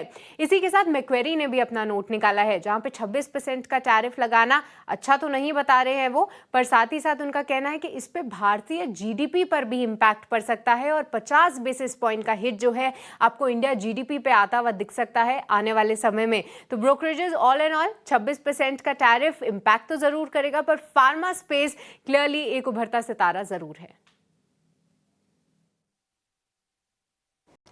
ठीक है, फार्मा स्पेस एक उभरता सितारा हो सकता है। जो नेगेटिव की आशंका थी रेसिप्रोकल टैरिफ के टर्म्स में, वो कुछ आया नहीं और आगे आएगा भी नहीं। देखिए, अमेरिका की ज़रूरत है भारतीय कंपनीज, ऐसा नहीं कि मतलब हम टैरिफ अगर ज़्यादा वसूलते हैं तो उनके हित में कोई चीज़ नहीं होती है। उनकी ज़रूरत है भारतीय कंपनीज और इसीलिए इंपोर्ट होता है। टोटल जेनरिक जो उनका इंपोर्ट हो रहा है 60% भारत से हो रहा है और ये एक बड़ा फिगर है। कितनी कंपनीज की कितनी अमेरिका से आती है ये हमने स्क्रीन पर डाल भी दिया है। एक बार जरा ये समझ लेते हैं कि चार्ट्स पर कौन से शेयर अच्छे लग रहे हैं। कुणाल जी, फार्मा एक आउटस्टैंडिंग स्पेस हो सकता है, यहां से टैरिफ का जो हैंगओवर था वो खत्म, पहले भी टैरिफ ना कहीं बराबर था फार्मा पर।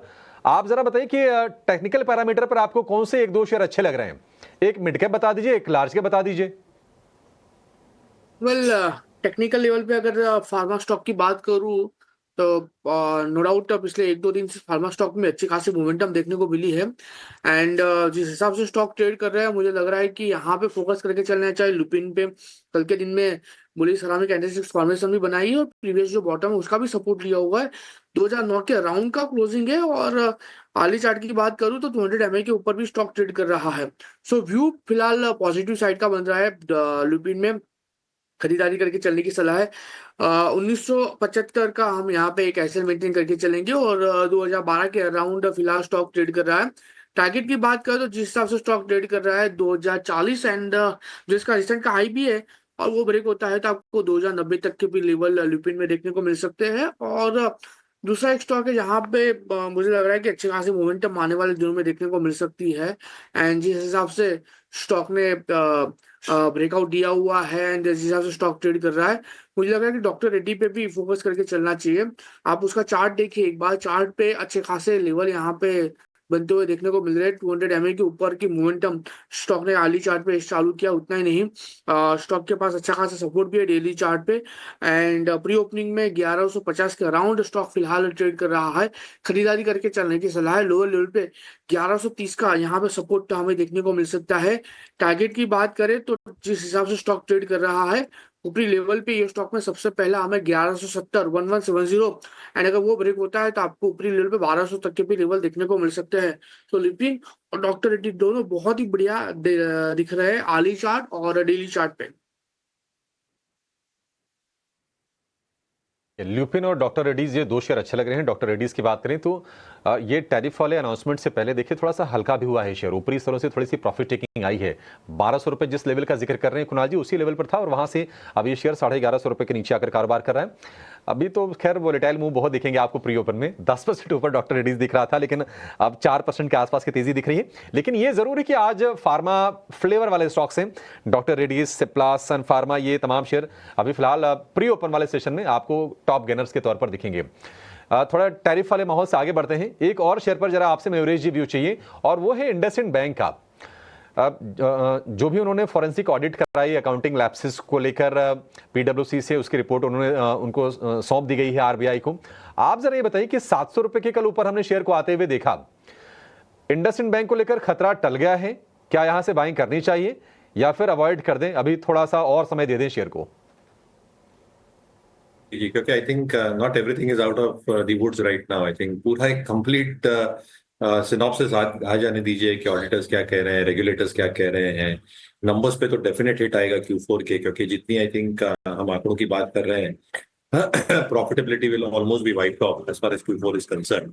और कॉन्फिडेंस और ट्रस्ट इन्वेस्टर्स का, डिपॉजिटर्स का, कस्टमर्स का कैसे वापस लाते हैं, ये देखना बहुत लाजमी होगा। तो I think we will wait and watch for it impact. कोई जल्दबाजी नहीं।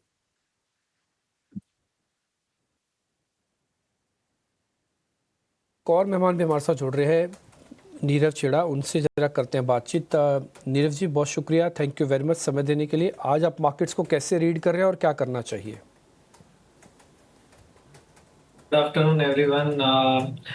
देखिए, अभी बाजार में एक इम्पॉर्टेंट लेवल था 23,500 का, जो कि अब ब्रेक हो चुका है। इसके बाद जो इम्पोर्टेंट सपोर्ट लेवल बाकी रहता है और 22,800 का है। आई बिलीव ये लेवल होल्ड करना चाहिए, that is very important. Also if you see, दो तीन चीज जो पॉजिटिव हुई है वो है कि पिछले 2-3 महीनों में ओपन इंटरेस्ट काफी हाई था निफ्टी में, जो कि अब कम हो चुका है ये एक्सपायरी में। तो ये जो फॉल आएगा तो इसमें रिपल इफेक्ट नहीं आएगा, क्योंकि ज्यादा लोग लॉन्ग पोजीशन नहीं होल्ड कर रहे हैं, which is a good sign.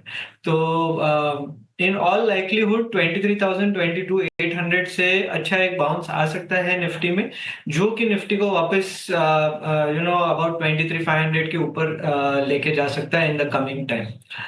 तो मेरे लिहाज से पहले आधा एक घंटे के लिए आपको निफ्टी में कोई ट्रेड नहीं लेना चाहिए, मगर एक बार 23,000 के पास आता है और सस्टेन होता है तब जाके आप बाइंग कर सकते हैं with a small stop loss. और उसके बाद इन द नेक्स्ट फ्यू डेज आप देख सकते हैं कि निफ्टी में अच्छी बाइंग आएगी 23,500 तक की। बैंक निफ्टी में भी अगर देखें तो देखिए, बैंक निफ्टी में भी जो सेटअप है वो ओवरऑल पॉजिटिव है और 50,000 बहुत बढ़िया सपोर्ट बन के उभरा है। ऑल्सो 200 डे मूविंग एवरेज से अच्छा सपोर्ट लिया है, जो कि अराउंड 51,000 के पास में है। नो डाउट पिछले 2-3 दिनों में टेस्ट हुआ है ये लेवल, मगर उसके ऊपर ही बंद हुआ है बैंक निफ्टी। आई बिलीव जो सेटअप है उसके हिसाब से बैंक निफ्टी में भी अच्छी बाइंग आनी चाहिए और एक बार 52,000 वापस रीटेस्ट कर सकता है on the upside post the 1 hour all sell off. तो नीचे में अगर 50,800 के 50,000 पास का लेवल हो गया, 22,800 का। आप नीरव भाई समझ गए, आपने 22,800 का एक सपोर्ट बताया, 50,000 का सपोर्ट बताया। बस जल्दी से मेरे को 2 शेयरों के नाम और बता दो जिसको आप वॉच कर रहे हो आज, या एक शेयर, वड़ावर जो भी आप देना चाहो, 1 शेयर 2 शेयर। ओके, तो देखिए, एक बाय और एक सेल है। बाय में HDFC लाइफ है, जो कि मुझे बहुत पसंद है। इसमें ओवरऑल ब्रेकआउट आया है और बढ़िया फॉर्मेशन है। आई बिलीव यहाँ से 735 के लेवल्स आ सकते हैं। नीचे में खुले तब जाके आप बाइंग करें। 675 के स्टॉप लॉस के साथ में 735 का टारगेट रहेगा। दूसरा एक शेयर जो मुझे पसंद नहीं है ज्यादा, वो ICICI बैंक है। इसमें शॉर्ट बना सकते हैं। इसमें एक double top, in fact triple top kind of a formation है, जो कि एक नेगेटिव है। पॉसिबली ये स्टॉक नीचे में 1280 तक आ सकता है, तो वो टारगेट के साथ में आप इसका फ्यूचर बेच के चल सकते हैं। 1355 का इसमें स्टॉप लॉस रहेगा। ICICI बैंक आपको पसंद नहीं, आप इसको शॉर्ट की कैटेगरी में डाल रहे हो, बाय डाल रहे हो HDFC लाइफ। ये दोनों शेयर्स आपके स्क्रीन पर आ गए हैं। आशीष चतुर्मोता भी मेरे को स्क्रीन पर दिख रहे हैं। आशीष भाई नमस्ते, थैंक यू वेरी मच आज टाइम निकालने के लिए। आशीष भाई, सारी रीडिंग कर ली आपने भी, सारी कैलकुलेशन डाल ली है, क्या करना है सर मार्केट के अंदर आज, जरा बता दीजिए पहले।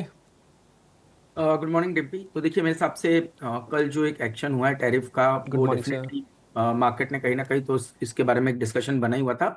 अब बात ये थी कि कितना टैरिफ आता है और कंपैरेटिवली ये बाकी कंट्रीज के सामने कैसा आता है। तो आप देखेंगे इमर्जिंग मार्केट की कंपैरिजन में हमारा जो टैरिफ है वो कंपैरेटिवली कम आया है, चाहे वो चाइना के कंपैरिजन में देखे या दूसरी इमर्जिंग मार्केट्स के कंपैरिजन में देखे। तो इसको देखते हुए मुझे लगता है कि एटलीस्ट एक चीज है कि जो टैरिफ है वो कंपैरेटिवली लेसर है। डेफिनेटली इसका इम्पैक्ट आएगा, पर इसका बड़ा इम्पैक्ट यूएस इकोनॉमी को आएगा, क्योंकि वहां पर पे इन्फ्लेशन काफी बढ़ेगा, और इन्फ्लेशन अगर से बढ़ता है तो कहीं ना कहीं ये यूएस के लिए ठीक नहीं रहेगा। और इसी के लिए आपने देखा कि वहाँ की जो यील्ड्स है उनमें भी बावजूद इसके कि इन्फ्लेशन बढ़ने के चांसेस, उसके बावजूद भी यील्ड्स में नरमी आई है। उसका कारण ये कि कहीं ना कहीं एक रिसेशनरी फियर यूएस के अंदर में बनता हुआ नजर आ रहा है, जो यील्ड्स इंडिकेट कर रही है। तो डेफिनेटली देखिए, ग्लोबल लेवल पर जो अनसर्टेनिटी है वो जितनी भी आप अगर से ग्लोबल प्रॉक्सी प्लेज हैं उनको देखेंगे तो उस पर थोड़ा सा इस समय पे एक नर्वसनेस भी रहेगी और साथ ही साथ अनसर्टेनिटी रहेगी। इसका मतलब ये है कि अगर से इंडिया को प्ले करना है तो इंडिया में डोमेस्टिक थीम्स पे काफी फोकस करना पड़ेगा। अगर से हम डोमेस्टिक थीम्स की बात करें तो सबसे पहले आता है बैंकिंग फाइनेंशियल्स, जहां पे हमें लगता है वैल्यूएशन की कंफर्ट अच्छी है। दूसरी बात, वहां पर पे हमने देखा आरबीआई ने 3 बड़े महत्वपूर्ण कदम उठाए, रेपो रेट कट का, ओपन मार्केट ऑपरेशंस का, और रिस्क वेट्स को कम किया है। तो मुझे लगता है कि कोई भी डिप में आपको HDFC bank, Kotak Mahindra bank या पीएसयू में अगर से आप देखें तो स्टेट बैंक ऑफ इंडिया जैसे स्टॉक, या एनबीएफसीज में देखें तो बजाज फाइनेंस और श्रीराम फाइनेंस जैसे स्टॉक एक अट्रैक्टिव नजर आएंगे on any dips. As a disclosure, ये स्टॉक्स हमारे पोर्टफोलियो एपेक्स पीएमएस में भी है, और ये जो हम डिस्कशन कर रहे हैं ये कोई रिकमेंडेशन नहीं है बाय या सेल के लिए। दूसरा जो सेक्टर हमें काफी अच्छा लगता है वो है हॉस्पिटल सेक्टर। हमें लगता है कि हॉस्पिटल बहुत ही एक डिफेंसिव थीम है इस समय पे, जहां पर पे सबसे पहली बात तो इन सारी चीजों का कोई इम्पैक्ट नहीं आएगा, और दूसरी बात हमें लगता है कि जिस तरह से एसेट लाइट बिजनेस मॉडल में काफी हॉस्पिटल्स जा रहे हैं और एक कंसोलिडेशन पूरे इंडस्ट्री लेवल पे हो रहा है, तो एवरेज रेवेन्यू पर ऑपरेटिंग बेड आपको देखिए इंप्रूव होता हुआ नजर आएगा फॉर द ऑर्गेनाइज प्लेयर्स। इनके जो ऑक्यूपेंसी रेट्स है वो इंप्रूव होते हुए नजर आएंगे, और क्योंकि एसेट लाइट मॉडल क्रिएट कर रहे हैं तो नया जो केपेक्स इंटेंसिटी है वो इतनी ज्यादा नहीं रहेगी। तो इसकी वजह से हमें लगता है ओवरऑल मार्जिन प्रोफाइल इंप्रूव होगी, और वहां पर पे मेदांता जैसे स्टॉक हमारे पोर्टफोलियो एपेक्स में भी बने। और अगेन, ये कोई रिकमेंडेशन नहीं है बाय या सेल के लिए इस स्टॉक में भी।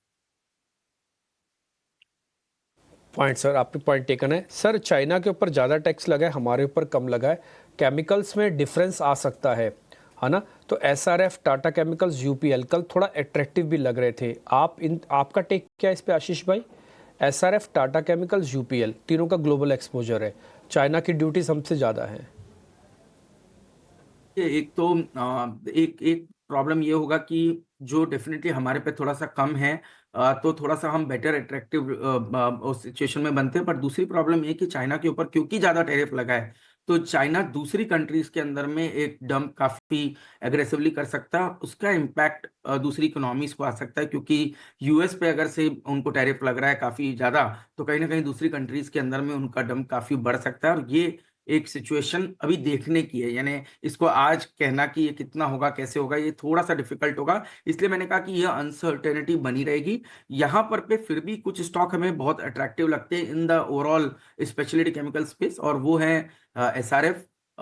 दूसरा स्टॉक जो हमें काफी पसंद है वो है गुजरात फ्लोरो, और साथ ही साथ एमी ऑर्गेनिक्स। ये 3 स्टॉक्स हमें पसंद है। पहले 2 इसलिए पसंद है क्योंकि रेफ्रिजरेंट गैसेस का जो मार्केट है वो काफी इंप्रूव हो रहा है, प्राइसिंग पावर अच्छी है, नई कैपेसिटी एडिशन ना चाइना में हो रही है ना दूसरी कंट्रीज में हो रही है, तो जिसका बेनिफिट कहीं ना कहीं मुझे लगता है एसआरएफ या गुजरात फ्लोरो जैसी कंपनीज को रेफ गैस के जो प्राइसेस है उनके इंप्रूवमेंट का मिलेगा। और डिमांड स्टेबिलिटी आ रही है, क्योंकि आप देख रहे हैं पैसेंजर व्हीकल्स, साथ ही साथ जो रेसिडेंशियल यूनिट्स है वहां पर पे भी एसीज की डिमांड काफी बढ़ेगी ग्लोबली।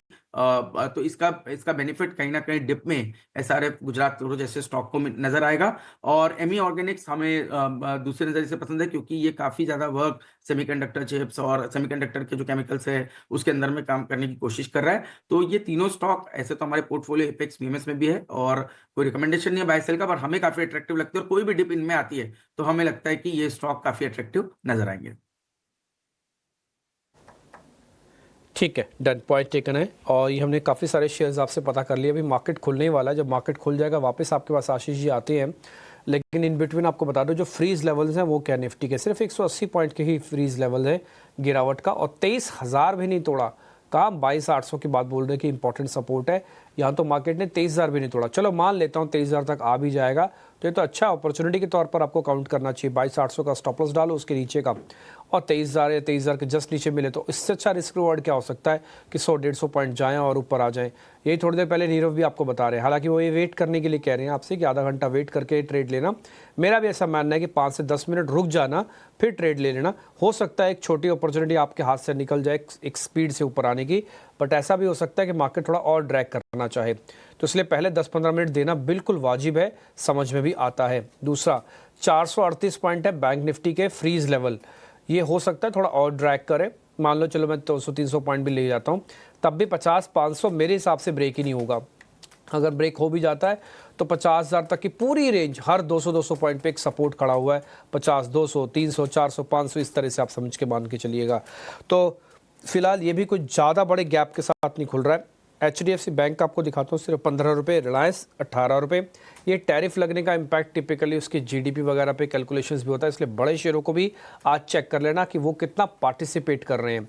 तो मेरे को देखा नहीं है, ऐसा कुछ लग भी नहीं रहा। 1780 के आसपास है HDFC बैंक, मान लो 15 के 15 और भी जोड़ ले, 15 रुपये टूटा, 15 रुपये और भी जोड़ लेता है, तब भी कुछ ज़्यादा डैमेज नहीं। कल ही 30 रुपये नीचे था, फिर रिकवर किया इसने। खैर 7 सेकंड बाद मार्केट खुल जाएगा, टिक्स आना शुरू होंगे स्क्रीन पर, नोटिस कीजिएगा। पहला टिक जो आ रहा है निफ्टी का वो आपकी अब स्क्रीन पर है। 162 पॉइंट ऊपर नीचे सॉरी और 350 पॉइंट की सिर्फ मात्र गिरावट बैंक निफ्टी पे रही, काफ़ी स्पीड से रिकवर भी हुआ है। और अभी थोड़ा आधा घंटा दे दो इसको आप, हाँ 15-20 मिनट तो कम से कम दो आप थोड़ा सेटल होने के लिए। इंडिया विक्स में भी कुछ खास बड़ा इजाफा नहीं आया, टैरिफ बढ़ने के बाद जो फियर बढ़ता मार्केट के अंदर वो अभी तो नोटिस ही नहीं हो रहा, और यही बड़ी वजह है कि बाजार के अंदर गिरावट बहुत ज़्यादा नहीं है। कोई बड़ी बात नहीं है कि बाजार आज हरे निशान में भी बंद हो जाए, ट्रस्ट मी। हमने तो कल ही आपके सामने बोला था, डरना नहीं, घबराना नहीं। मार्केट का सिंगल डाटा भी ऐसा नहीं बता रहा कि बाजार के अंदर कोई मेजर प्रॉब्लम्स हमें फेस करने को मिलेगी। सिर्फ 122 पॉइंट अभी नीचे है निफ्टी और सिर्फ 250 पॉइंट नीचे। इतना तो बिना खबर के मार्केट ऊपर नीचे कर देता है, बिना खबर के। ये तो इम्पायर्ड वॉलेटिलिटी का हिस्सा है, 1% 250 पॉइंट हिलना तो वही आपको इस समय स्क्रीन पर दिख रहा था, और उसको भी मार्केट ने रिकवर कर लिया। बट फिर भी मैं वेट करने के पक्ष में हूँ। 15 मिनट वेट करने के बाद फैसला लेना शुरू करेंगे कि इंडाइसिस में अब क्या करना है। अब आ जाते हैं सीधा शेयर्स पर। पहले जरा बड़े शेयर्स दिखाना, रिलायंस इंडस्ट्रीज दिखाओ एक बार, जरा जल्दी फायर करना है। प्रोड्यूसर साहब इसको लेट मत करना, बहुत स्लो करते हो आप। पहले रिलायंस इंडस्ट्रीज दिखाओ, फिर दिखाओ HDFC बैंक, तीसरा दिखाओ HUL, चौथा दिखाओ L&T। आप ज़्यादातर शेयर्स अपनी स्क्रीन पर देख पा रहे हो, किसी में भी 1% से ज़्यादा की गिरावट नहीं है। L&T भी फायर कर दो, ठीक है। और आप दिखाओ दोनों IT companies TCS and Infosys, उसको ज़्यादा क्लोजली वॉच करना। देखो IT मंदी का पहला सूचक होगा, पहला इंडिकेटर होगा कि US के अंदर क्या प्रॉब्लम चल रही है। और ये आप देखो TCS बकायदा 2% है। मैंने जो भी पहले 4 शेयर्स दिखाए उसमें कोई दिक्कत नहीं। इन्फोसिस 2% है। बोल लीजिए तो ग्लोबल रखते हैं इमेज, इसलिए इनके साथ ऐसा हो रहा है। यस, ग्लोबल भी रखते हैं, और प्लस US में इनका बिजनेस भी बहुत बड़ा है, और US अपने लिए मंदी को छांट रहा है। वो आपका टैरिफ के ज़्यादा उसको फ़र्क नहीं पड़ रहा, वो अपनी मंदी को रोकने के लिए सारे पॉइंट्स को करने की कोशिश कर रहा है कि भाई कहीं से भी हो तो पैसे बचाओ पहले। खैर एनी हाउ, ये चर्चा तो चलती रहेगी। एडवांस डिक्लाइन की रेशो 500 वर्सेस 1400 शेयरों की है। वैसे एज सच कोई दिक्कत नहीं है। निफ्टी का IT इंडेक्स दिखा देना, और निफ्टी का फार्मास्यूटिकल इंडेक्स दिखाना। आज फार्मा इसलिए देखना है क्योंकि एक तो टैक्सेस कम कैलकुलेशंस हुए हैं, और दूसरा वो भी ग्लोबल एक्सपोजर रखता है, तो डिफेंसिव ग्लोबल एक्सपोजर बहुत बढ़िया है। ये आप देखो फार्मास्यूटिकल निफ्टी फार्मा इंडेक्स बकायदा 4% ऊपर है, और निफ्टी IT का इंडेक्स बकायदा 1 से 2.5% नीचे है। तो इन दोनों में डाइवर्जेंस आपको साफ दिख रहा होगा। दोनों ही US से अपना बिजनेस लेके आते हैं, लेकिन एक का थोड़ा दिक्कत है और दूसरे को टैरिफ की बेनिफिशियरी है। तो आप रिएक्शन देखो, आपके सामने देखो ना, 5% डॉक्टर रेड्डीज तो नंबर्स भी 5% नहीं चलता, आज आपको सिर्फ 5% इस टैरिफ वाली खबर से चलता हुआ दिख रहा है। ये सारी चीज़ बहुत बारीक चीज़ें हैं, आप इसको जरा नोटिस करेंगे तो आप अच्छे से पकड़ पाएंगे सारी चीज़ें कम। इसके अलावा BEL NTPC, ये फार्मा के अलावा दूसरे ऐसे 2 शेयर्स हैं जहाँ पर थोड़ी बहुत स्ट्रेंथ आपको देखने को मिल रही है। आज IT का ही थोड़ा हाल ख़राब है, अदरवाइज़ वैसे कोई दिक्कत नहीं। अगर IT को भी हरे निशान में रख देते तो ये जो आप 100 पॉइंट की निफ्टी की गिरावट देख पा रहे हैं ना, ये भी नहीं होती। आप सोचो, इसका अंदाज़ा लगाओ। और यही बड़ी वजह है कि आज अभी आपको सिर्फ 100 पॉइंट नीचे निफ्टी दिख रही है। अब आ जाते हैं कुछ और शेयर्स पे भी। आप देखेंगे डाबर के अंदर आज थोड़ी गिरावट है, करीब 5% के आसपास की। KPIT टेक और एक एम्फेसिस नाम की कंपनी है, वो भी करीब 4% अभी नीचे। मैं कुछ मिड कैप कैटेगरी को चेक कर लेता हूँ, वहाँ पर भी फार्मा भरा हुआ है। एमक्योर जैसी कंपनी 6% ऊपर, दिखाओ एक बार जरा एमक्योर, ई से शुरू होगा एमक्योर। ग्लैंड फार्मा 9% ऊपर है, 9% ग्लैंड फार्मा ऊपर है, सोचो। खैर बड़ी कंपनीज तो है ही 5%, doctor Reddy's, lupin, Aurobindo pharma जैसी कंपनी से भी 5-5 है। ये एमक्योर आपके सामने है। ग्लैंड फार्मा दिखाओ 10% हो गया। तो फार्मा इंडेक्स 4% तेज है। ये मैंने तो पिछले 1 साल में कभी देखा नहीं। महेश सर को याद हो तो याद हो, मेरे को तो याद भी नहीं है कि मैंने कभी 4% निफ्टी फार्मा इंडेक्स को भी एक दिन के अंदर, वो भी अर्ली स्टेजेस में, पहले आधे पौने घंटे के अंदर भी तेज होता हुआ दिखा हो। खैर एनी हाउ, ये कुछ स्टॉक्स आपकी स्क्रीन पर आप नोटिस कर लीजिएगा। हीट में आप दिखाना शुरू कर दीजिए जल्दी से, फिर मेहमान वेट कर रहे हैं ताकि उनसे हम ट्रेड ले पाएँ। निफ्टी के अंदर जो गिरावट है वो बेहद सीमित है, और जैसे मैंने आपको कल भी कहा, आज भी मैं कहता हूँ, मेरे को ऐसा लगता नहीं कि ये पॉलिटिकल स्टंट थोड़ा सा ज़्यादा है, शोकेस ज़्यादा है, और गंभीरता इसमें कम दिख रही है, और गंभीरता तो टेबल पे बैठ की होगी, मीडिया के कैमरों के सामने नहीं होगी। ये आप थोड़ा सा जान लीजिएगा, बहुत बारीक सी चीज़ बोली मैंने आपके सामने। ये निफ्टी फार्मास्यूटिकल का एक भी शेयर आपको हरे निशान में नहीं, लाल निशान में नहीं दिखेगा, ऑलमोस्ट सब के सब हरे निशान में। निफ्टी बैंक के अंदर भी IDFC और बंधन जैसे कुछ छोटे बैंक्स ऊपर आए। HDFC, ICICI बैंक, कोटक जैसे बैंक अभी भी आधा % की गिरावट झेल रहे हैं, जो कि बहुत ज़्यादा नहीं है। ये मेटल का इंडाइसिस है। इसी तरह से एक IT दिखाना, इसमें आपको हरे निशान में दिखेगा नहीं, और ये कुछ चीज़ें हैं। आप देखेंगे निफ्टी का स्मॉल कैप और मिड कैप इंडेक्स बकायदा हरे निशान की तरफ लौट रहा है। एडवांस डिक्लाइन की रेशियो भी स्क्रीन पर दिखाओ। आज इंडिया विक्स ने ना बढ़ के ही अपने आप ही पहले ही क्लियर कर दिया था कि भाई कोई खास बड़ी दिक्कत नहीं। आपको पता है इंडिया विक्स कितना बढ़ा, 1%। कल डेज लो पे बंद हुए थे, अभी सिर्फ 1% है। कौन कहता है रेसिप्रोकल डेक्स से इंडिया डरता है? अगर डरता तो उसको गॉज करने वाला, उसको रिकॉर्ड करने वाला इंस्ट्रूमेंट जिसको हम इंडिया विक्स कहते हैं, वो आपको नोटिस करवा के दिखाता। NSE और BSE का एडवांस डिक्लाइन रेशियो बेहतर हो चुका है, डबल को ऑलमोस्ट हो चुका है। ठीक है, ये इंडिया विक्स है, आप देख लीजिए आपके सामने इंडिया विक्स की क्या हालत है। सब सारे पॉइंट्स मेरे को लग रहा है प्राइम एफिसी आपको बताने चाहिए, बता दिए। फाइन ट्यून हम करते रहेंगे पूरे शो में। 4 मेहमान मेरे साथ जुड़े हुए हैं, मेरे सहयोगी भी मेरे साथ हैं। अब वो आपको कार्यक्रम में आगे बढ़ा रहे हैं ट्रेडिंग कॉल्स के जरिए।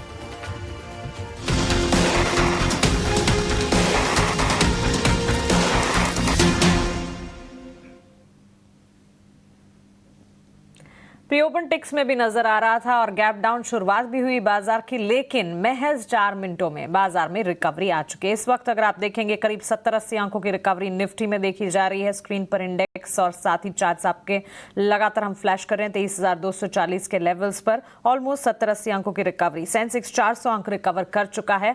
गैप डाउन शुरुआत के ठीक 4 मिनटों में रिकवरी मोड आता हुआ। बैंक निफ्टी में 200 अंकों की रिकवरी, और ब्रॉडर मार्केट्स में मिड कैप करीब 400 अंक रिकवर करते हुए, स्मॉल कैप में भी 150 अंकों की रिकवरी देखने को मिली है। Sector of the day pharma sector, हमने आपको बताया भी था कि Nifty pharma top sectoral gainer हो सकता है, और इसी तरह से फार्मा सेक्टर में करीब 3% की गेन्स है। ग्लैंड फार्मा, ऑरोबिंदो फार्मा, छोटी मजौली फार्मा कंपनियां, हेल्थ केयर, डायग्नोस्टिक का सारी की सारी लेबोरेटरी स्पेसेस पर भी नजर रहेगी, और इसमें अच्छा खासा एक्शन देखने को मिल रहा है। डॉक्टर लाल पाथ लैब पर कुणाल की राय भी थी। कुणाल परार ने अपना जब बाजार खुलने से पहले स्टॉक स्पेसिफिक नजरिया बताया था, उसमें डॉक्टर लाल पाथ लैब शुरुआत मजबूती के साथ करता हुआ, तो क्लियरली ये राय जो है सटीक साबित होती हुई नजर आ रही है। सेक्टोरल गेनर फार्मा सेक्टर है, लेकिन सेक्टोरल लूजर की अगर बात करें, IT क्षेत्र में करीब 2.5% की गिरावट देखने को मिल रही है। ड्रैग्ड बाय पर्सिस्टेंट एम्फासिस, छोटी मजौली IT कंपनियां और लार्जर प्लेयर्स भी हैं जहां पर बिकवाली का दबाव है। मंदी की आशंका US में होने से भारतीय IT कंपनियों पर कह सकते हैं असर और प्रभाव पड़ता दिख सकता है, और वही इस वक्त नजर भी आ रहा है। तो IT सेक्टर गिरावट की तरफ, फार्मा सेक्टर मजबूती की तरफ, और बाजार की चाल रिकवरी की तरफ। क्विकली हमारे एक्सपर्ट से ओपनिंग ट्रेड्स जान लेते हैं और बाजार की शुरुआत को कैसे देख रहे हैं ये भाप लेते हैं। कुणाल, शुरुआत आपसे करेंगे, बताइए कैसे देख रहे हैं मार्केट की ओपनिंग को आप?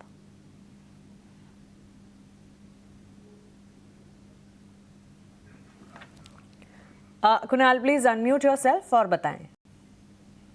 वेल ओपनिंग तो अच्छी खासी रही है। देखिए मतलब एक गैप डाउन ओपनिंग हुआ था और तुरंत ही हमें रिकवरी भी देखने को मिली है। लो से देखने जाए तो 100 पॉइंट ऊपर बैंक निफ्टी ट्रेड कर रही है। एंड अगर इसी रिदम कंटिन्यू रहा तो हो सकता है कि हमें ग्रीन लेवल भी देखने को मिल जाए, पॉजिटिव टर्नआउट भी होते हुए देखने को मिल जाए। और इन सब में जो स्टॉक स्पेसिफिक फोकस रहेगा वो मेरा रहेगा नाटको फार्मा पे ही। बहुत ही बढ़िया स्टॉक है। आप देखिए हाली चार्ट, डेली चार्ट देखिए। डेली चार्ट पे लगातार पिछले कई दिनों से एक रेंज बाउंड मोमेंटम में है। हाली चार्ट पे आज के दिन में ब्रेकआउट भी है, 200 MA के ऊपर की मोमेंटम भी स्टार्ट की है। सो नाटको फार्मा यहाँ पे खरीदारी करके चलने की सलाह रहेगी। 829 का राउंड फिलहाल स्टॉक ट्रेड कर रहा है। 807 का एसएल मेंटेन करके चलेगी, क्योंकि आज जो कैप ओपनिंग दिया है उसका ही लोअर रेंज 807 है, तो 807 का हमारा एसएल रहेगा। 846 हमारा पहला टारगेट है, और वो जैसे ब्रेक होता है आपको 873 तक के भी टारगेट नाटको फार्मा में देखने को मिल सकते हैं। सो नाटको फार्मा यहाँ पे खरीदारी करके चलने की सलाह रहेगी। लालपाथ लैब फोकस रेडार पर था बाजार खुलने से ठीक पहले, और इसी क्षेत्र से जुड़ी एक और कंपनी नाटको फार्मा अब कुणाल के रेडार पर 846 पहला लक्ष्य, 873 तक भी जाने का दमखम रखता और 807 का स्टॉप लॉस लगा। ऑलमोस्ट 3-3.5% की तेजी इस वक्त देखने को मिल रही है। फार्मा इंडेक्स अब तक करीब 10% उछल चुका है, और ये स्पेस है जो कि हमारे एक्सपर्ट्स के लगातार रेडार पर है। Ashish ji, good morning. आप भी बताइए, आपकी तरफ से बाजार की शुरुआत को कितनी सधी हुई मानेंगे आप? नहीं, बिल्कुल। देखिए, तो मेरे हिसाब से थोड़ा सा मार्केट जैसे हम कह रहे थे कि एक डिस्काउंट कर देगा किसी भी इवेंट को, और ये ऑलरेडी कहीं ना कहीं प्रेशर जो बाजार में बना हुआ था तो ऑलरेडी। और दूसरी बात कि जब हमारे टैरिफ्स भी कम आए दूसरी इमर्जिंग कंट्रीज के सामने, तो उसको भी मार्केट थोड़ा पॉजिटिवली लेगा। तो मेरे हिसाब से एक बेस बिल्डिंग एक्सरसाइज शुरू हो जाएगी। और जैसे कि हम देख रहे थे कि 22,800 22,900 एक क्रिटिकल इंपॉर्टेंट सपोर्ट है। काफ़ी एवरेजेस का भी सपोर्ट है, रिट्रेसमेंट्स का भी सपोर्ट है। तो ये सपोर्ट लेवल्स के आसपास ही बाजार में एक अच्छा बेस बनेगा। मैं समझता हूँ बाजार कंसोलिडेट करेगा बिटवीन 23,000 टू 23,400, और इवेंचुअली जैसे 23,400 के ऊपर निकलेगा तब आप देखेंगे अच्छी स्ट्रेंथ आएगी। बट जैसे मैंने कहा, फोकस डोमेस्टिक थीम्स पे रहेगा, कंजम्पशन फोकस रहेगा, बैंकिंग फोकस रहेगा, सेलेक्टिवली कुछ डिफेंस की कंपनीज हैं वो काफ़ी अट्रैक्टिव लगेगी। तो मुझे लगता है कि ओवरऑल बाय ऑन डिप्स का एक मार्केट हमें इस समय नजर आता है। बहुत बड़ी गिरावट मुझे लगता नहीं है कि 23,000 के नीचे या 22,900 के नीचे कोई सस्टेनेबल गिरावट बाजार के अंदर देखने को नजर आएगी। Hear you there, and of course breather जो है, इस ब्रीदर को एक अपॉर्चुनिटी के तौर पर ही मानना चाहिए। एंट्री अपॉर्चुनिटी जरूर बनती हुई, क्योंकि रैशनल है, मैच्योर है बिल्कुल मार्केट, और सधी हुए कामकाज के साथ इस वक्त अगर आप देखेंगे इंडेक्सेस, ब्रॉडर मार्केट्स, साथ ही स्टॉक स्पेसिफिक रिएक्शंस भी नजर आ रहे हैं। Nirav, good morning. आप भी बताइए, बाजार खुलने से पहले किस तरह का आकलन था, और बाजार खुलने के साथ साथ आप कैसे देख रहे हैं मार्केट की स्टाइल को? स्टॉक्स कौन से आपके रेडार पर? तो एक्चुअली एक कंसेंसस व्यू है मानसी, कि बाजार में ज़्यादा सेलिंग नहीं आनी चाहिए थी। I still stand by the same view के after the first half an hour और सो एक अच्छा अप मूव मिल सकता है बाजार में। I do see Nifty coming to 23,500 odd levels. So या buy on dips kind of a strategy best चलती है। इसमें आपका जो अभी स्टॉप लॉस बनेगा निफ्टी में वो 23,200 का बनेगा फ्यूचर में। और स्टॉक की मैं बात कर लूँ तो मुझे बीपीसीएल यहाँ से बहुत बढ़िया लगता है। सारे ही ओएमसी स्टॉक्स काफी बढ़िया लग रहे हैं, ब्रेकआउट हो रहे हैं। तो यहाँ से अब करंट लेवल से आप बीपीसीएल खरीद सकते हैं। 282 का इसमें स्टॉप लॉस रहेगा। ऊपर में आई बिलीव 305 तक के इसमें टारगेट नजर आ सकते हैं। ओपनिंग ट्रेड्स के तौर पर हमारे एक्सपर्ट्स की तरफ से आपको टेक्निकल नजरिया मिलता हुआ, मयूरेश से एक फंडामेंटल आउटलुक भी जान लेते हैं। मयूरेश, वैसे तो बाजार खुलने से पहले रेसिप्रोकल टैरिफ अनाउंसमेंट के सेक्टर स्पेसिफिक किस तरह से इंपैक्ट पड़ेंगे, इस पर विस्तार से शरद ने अपनी बात रखी थी, अपनी रिसर्च रखी थी, जहां auto, pharma, IT, James jewellery और स्टील एल्यूमिनियम का जिक्र हमने किया था। रिविजिट करना चाहूंगी फार्मा और आईटी सेक्टर को, बिकॉज एडिशनल रेसिप्रोकल टैरिफ में फार्मा क्षेत्र नहीं आया, राहत मिली है, और उसका सीधा इंपैक्ट आप देख रहे हो। ऑलमोस्ट 10% की तेजी इंडेक्स पर, सेक्टर पर, फार्मा पर देखने को मिल चुकी है। मजबूती का रुझान कायम, 5% का इजाफा। और on the flip side IT sector, अगर मंदी की मार यूएस मार्केट में पड़ेगी तो उसका इंपैक्ट भारतीय आईटी कंपनियों पर पड़ना लाजमी है। इन दोनों सेक्टर्स पर एक टेक आपका फंडामेंटल जरूर जानना चाहेंगे। तो Mansi, I think sorry excuse me for that, pharma sector might continue doing well. मैं एली लिली के चेयरमैन को सुन रहा था पिछले कुछ दिनों में। I think he was giving a very detailed interview, जहां पे उन्होंने बहुत साफ तरीके से कहा है कि cost of producing a new drug is somewhere around $7 to 8 billion, और इसमें तो फैसिलिटीज, अन्य manufacturing cost, labour cost, other overheads आते भी नहीं है। एट द सेम टाइम ही mentioned that it takes almost 5 to 6 years to probably ensure that the drug comes to the market. तो आप समझें कि अगर फार्मा पे रिस्ट्रिक्शंस डाले गए जाते थे तो I think the cost of producing drugs not only would have been higher, but it would have been an extremely time-consuming process. दूसरी चीज हमें ये समझनी चाहिए कि आज जो अमेरिकन हेल्थ केयर सिस्टम है और जो ड्रग डिलीवरी सिस्टम है यूएस स्टेट्स में कहीं ना कहीं I think they are one of the largest consumers in terms of medicine हो या लाइफ सेविंग ड्रग्स हो. तो टू दैट एक्सटेंट अगर cost of these drugs start moving significantly higher, क्योंकि a large part of the population is still not covered under Medicaid. कहीं ना कहीं I think out of pocket is still something which a lot of Americans pay out for. This would have been highly inflationary in a situation where you're probably speaking about demand is slowly and steadily coming back. और इसका एक बहुत बड़ा effect बाकी अन्य चीजों पे आता था if a large component of their discretionary savings pool या spending pool would have got expended on pharma. तो एक जो बेस केस थियरी बन रही है सेक्टर के लिए is that एक तो टैरिफ इम्पोजिशंस जो एडिशनल थे वो आए नहीं है. दूसरा आई थिंक जो ग्रोथ डायनामिक्स हम देख रहे हैं ये काफी तगड़े लग रहे हैं क्योंकि जो कंपनीज हमारी काम करती है जो phase 1, phase 2, phase 3 clinical trial से गुजरती है, it's a very very stringent process. एक टाइम ड्रिवन प्रोसेस होता है, एफडीए ऑडिट्स होती है, जो जेनेरिक ड्रग्स हम बनाते हैं जो आउट पेटेंट जाती है वो सिग्निफिकेंटली लोअर कॉस्ट पे बनती है because of the facilities, the man power that we probably got and the talent pool that we've probably got to ensure that these probably get developed at a lower cost. At the same time, I think जो specialty pipeline बनती है, जो NDAs बनते हैं, जो FTAs बनते हैं, ये सारे drugs, again, I think addressable market size is huge for these drugs, but the cost of making, जिसमें समझा रहा था, is significantly higher. तो कहीं ना कहीं I think base case scenario pharma के लिए positive ही लग रहा है. We continue holding stocks like Sun, Lupin, in our global portfolios. हमें लगता है I think earnings trajectory post these announcements will get maintained and in fact improve going forward as well. जहाँ तक IT का सवाल रहा, obviously I think if the sector goes through a structural slowdown in terms of discretionary spending, अगर हम एक base के scenario भी मानते हैं कि कहीं ना कहीं डिस्क्रिशनरी स्पेंडिंग कम हो जाती है तो जो मार पड़ती है इन टर्म्स ऑफ ऑर्डर फ्लोज, जो मार पड़ती है इन टर्म्स ऑफ प्राइसिंग और दीज ऑर्डर्स, ये सारी चीजें सर्कमस्पेक्ट हो जाती है. Obviously, I think the sector has seen a large part of selling that has been witnessed by the sector itself. इसलिए selling के हिसाब से I think a large part of the selling is done. यानी जो price damage हम देख रहे हैं ये शायद हो चुका है. मैं देखना चाहता हूँ कि कंपनीज के Q4 आंकड़े कैसे आते हैं, मैनेजमेंट कमेंट्रीज, ये सारे मैक्रो एस्पेक्ट्स पे क्या निष्कर्ष निकालती है, फ्यूचर आउटलुक क्या है गाइडेंस को लेके, और उसके बाद हम कॉल लेंगे. बट कहीं ना कहीं हमें लगता है large part of the price damage IT sector के लिए हो चुका है.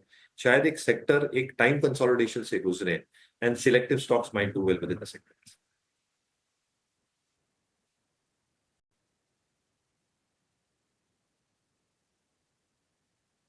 फिर से बहुत विस्तार से हमने चर्चा कर ली और देखिए मार्केट में कोई तनाव नहीं है टैरिफ को लेकर. अच्छे से रिकवर करके मार्केट ऊपर आ रहा है. निफ्टी की जो गिरावट है 100 अंकों के आसपास की है.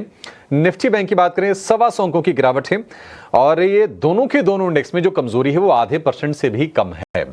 यानी बाजार ने पहले भी डिस्काउंट करके रखा हुआ था टैरिफ के तनाव को और जो एक्चुअल आया है अब ऐसा लग रहा है कि नहीं उतना ज्यादा इंपैक्ट आएगा नहीं.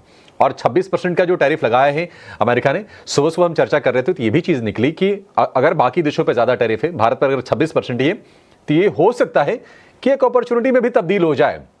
लेकिन फार्मा आज पूरे फॉर्म में है. फार्मा इंडेक्स की बात करें मार्च से अब तक करीब 10% चल चुका है. कल हमने एक रिकवरी वाला सत्र देखा, आज 5वां गियर लग गया. उसके पहले 5 दिन तक लगातार इंडेक्स गिरा था और 2 दिनों में पूरी की पूरी भरपाई हो गई है. फिर से जरा समझ लेते हैं कि ब्रोकरेज हाउसेस फार्मा सेक्टर को लेकर कितने अपबीट है, कितना भरोसा है. सृष्टि हमारे साथ फिर से जुड़ गई हैं. सृष्टि बताइए क्या कह रहे हैं ब्रोकरेज हाउसेस और उनके कोई अगर फेवरेट शेयर हो इस बास्केट में तो वही बताइएगा आप. जी हाँ, बिल्कुल सभी ब्रोकरेज हाउसेज ने इस चीज़ को सराहा है कि फ़िलहाल फार्मा पे कोई भी टैरिफ नहीं लगा है यूएस की तरफ से, जहाँ पर कहीं ना कहीं आशंका ज़रूर लगाई जा रही थी कि करीब 10% तक टैरिफ ज़रूर लग सकता है. पर इसके विपरीत जो है कोई भी ना टैरिफ लगना एक वेलकम स्टेप ज़रूर माना जा रहा है. और ये भी कई सारे ब्रोकरेजेस मान रहे थे कि जिस तरीके की निर्भरता यूएस को है इंडियन भारतीय कंपनीज़ पे, क्योंकि ये जेनेरिक दवा बनाती है जहाँ पर इनका जो पूरे ओवरऑल कॉस्ट होता है फार्मा स्पेंडिंग का वो कम हो जाता है। तो भारतीय कंपनीज पे डिपेंडेंस काफ़ी ज़्यादा है, ये ब्रांडेड नहीं जेनरिक दवा बनाती हैं। तो ये सभी फैक्टर्स को रखते हुए फिलहाल कोई टैक्स ना लगना सभी ब्रोकरेजेस हाउसेस को पसंद आ रहा है। कई सारी कंपनीज ने अपने पसंदीदा शेयर भी बताए हैं। आइए शुरुआत करते हैं जेफरीज से, जहां पे उनका कहना है कि फार्मा सेक्टर पे इम्पैक्ट तो नहीं है, पर आने वाले टाइम में ये देखना काफ़ी इंपॉर्टेंट होगा कि अब कोई टैरिफ लगते हैं या नहीं।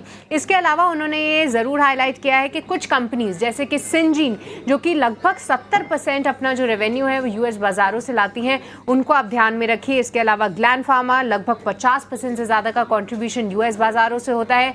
वहीं आप बायोकॉन की बात कर लीजिए, वो भी 50%, जाइडस 45%, डॉक्टर रेड्डीज, ये सभी कंपनीज हैं जिनकी 40 से ज़्यादा % तक आय जो है वो यूएस बाज़ारों से आती है। तो इन सबको ध्यान में ज़रूर रखना चाहिए। इसके अलावा सीएलएसए का भी कहना है कि 10% तक टैरिफ लगेगा। ये तो कहीं ना कहीं हम मान के ज़रूर चल रहे थे, कोई ना टैरिफ लगना ये काफ़ी पॉजिटिव है। ऐसी कंपनीज जैसे कि औरोबिंदो फार्मा लगभग 50% जो अपना रेवेन्यू यूएस से लाती हैं, जाइडस और डॉक्टर रेड्डीज, इनको आप ज़रूर ध्यान में रखें, यहाँ पर एक अच्छा बाउंस बैक आ सकता है। इसी के साथ साथ सिटी का भी ये कहना है कि ना कोई टैरिफ लगना काफ़ी पॉजिटिव है, पर अगर आप इस आने वाले टाइम में देखें तो मध्यम अवधि में क्या कुछ अनाउंसमेंट्स होते हैं उन पर नज़र ज़रूर रहेगी। वहीं बर्नस्टन ने तो पूरे सेक्टर को ही अपग्रेड कर दिया है, उनको भी ये सेक्टर काफ़ी पसंद आ रहा है और बर्नस्टन ने अपनी जो रेटिंग है पूरे फार्मा स्पेस पे अब उसको बढ़ा दी है। तो ये टेक है ब्रोकरेजेस का, सभी को फार्मा सेक्टर तो फिलहाल पसंद आ रहा है और आज स्टॉक्स भी काफ़ी शानदार प्रदर्शन कर रहे हैं। बिल्कुल, बहुत ही चमकदार प्रदर्शन है, पूरे फॉर्म में, जोश में फार्मा शेयर हैं। और देखिए क्या है ना कि एक हैंगओवर था, क्लैरिटी इस चीज को लेकर भी हो गई कि आगे भी ऐसे कोई आप मेजर टैरिफ अनाउंसमेंट कम से कम फार्मा को लेकर नहीं देखेंगे।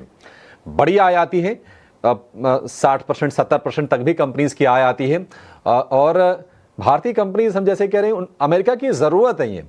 आप अचानक से प्लांट सेटअप नहीं कर सकते, आप ऐसा नहीं कि दवाइयां बनाना शुरू कर दें, क्लिनिकल ट्रायल शुरू कर दें, वो सब बहुत दूर की चीज़ होगी। अगर अच्छा एक और डेटा है, अगर आप देखेंगे डोनाल्ड ट्रंप ने किया क्यों, उनका ये था कि नहीं छोटी कंपनीज को प्रोटेक्ट करना, यहाँ पर मैन्युफैक्चरिंग को बढ़ावा देना, इसलिए उन्होंने टैरिफ के अनाउंसमेंट किए। लेकिन अगर आप रसल 2000 जो कि स्मॉल कैप कंपनीज का इंडेक्स है, 5 नवंबर को अमेरिका में राष्ट्रपति चुनाव के नतीजे आए थे और उसके बाद हमने 1-2 दिन की तेजी देखी, लेकिन फिर वो लेवल लौट के नवंबर वाले रसल 2000 पर आए नहीं। उस लेवल से करीब करीब 15 से 20% वो इंडेक्स नीचे है। तो आप इससे समझ सकते हैं कि डोनाल्ड ट्रंप जो कुछ कर रहे हैं टैरिफ को लेकर, वो दरअसल उनके हाथ में एक ऐसी तलवार है, खुद को ही चोटिल कर रहे हैं वो। और फार्मा पर नहीं लगाए, चलिए बहुत अच्छी चीज की, और इसके चलते आज हम उत्साह देख भी रहे हैं तमाम शेयरों में।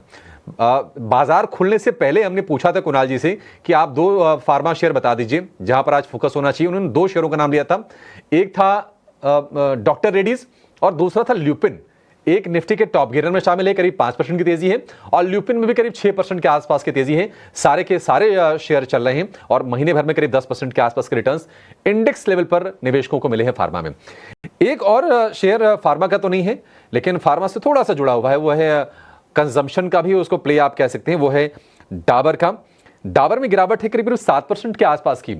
लगातार हमने प्रेशर देखा है डाबर के शेयर पर, पिछले 4 सत्र से ये गिर रहा है और मार्जिन में लगातार प्रेशर रहा है, और कंपनी ने फिर से कहा है कि Q4 के मार्जिन में थोड़ी सी कॉन्ट्रैक्शन हो सकती है, करीब करीब 0.25% के आसपास की।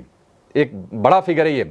डाबर इंडिया, जरा मयूरेश जी आप इसको लेकर गाइड कीजिए, अब किस तरह से देख रहे हैं कंपनी को, और ये फॉल क्या और बढ़ सकती है? ये अभिषेक जी, आई थिंक जो Q4 के आंकड़े रहेंगे, एंड ये मेरा हमेशा से मानना रहा है for FMCG companies, is expected to remain soft. यानी ऐसे आप कोई सिग्निफिकेंट इंप्रूवमेंट नहीं देखेंगे Q4 के आंकड़ों में भी, क्योंकि आप जो एक रिकवरी देख रहे हैं, रूरल में ग्रेजुअल रिकवरी हमें देखने मिल रही है, सेमी अर्बन एरियाज में थोड़ी स्थिरता अभी देखने मिल रही है, अर्बन कंजम्पशन के कुछ पॉकेट्स में अभी भी स्लो डाउन है, और इसलिए मुझे लगता है आई थिंक जो Q4 के आंकड़े रहेंगे generally for the FMCG pool, ये अभी भी सॉफ्ट रहेंगे। बट क्योंकि मार्केट्स फॉरवर्ड लुकिंग होता है, मेरा मानना ये है कि जो बजट में टैक्स कट्स के अनाउंसमेंट्स हुई हैं, जो 1 लाख करोड़ के एडिशनल सेविंग होंगे as far as the tax pool is concern, I think either this will come through in terms of discretionary spending या सेविंग्स पे। My own expectation is that a large part of this will come from discretionary spending, और अगर discretionary spending में आता है, जो जो लो और मीडियम प्राइस्ड आइटम्स है, वो एफएमसीजी कंपनीज हुई, फुटवेयर हुआ, कहीं ना कहीं I think low price consumer durable goods हुए, ये सारी चीजों पे आई थिंक खर्चा होगा, एपरल्स पे खर्चा होना स्टार्ट हो जाएगा।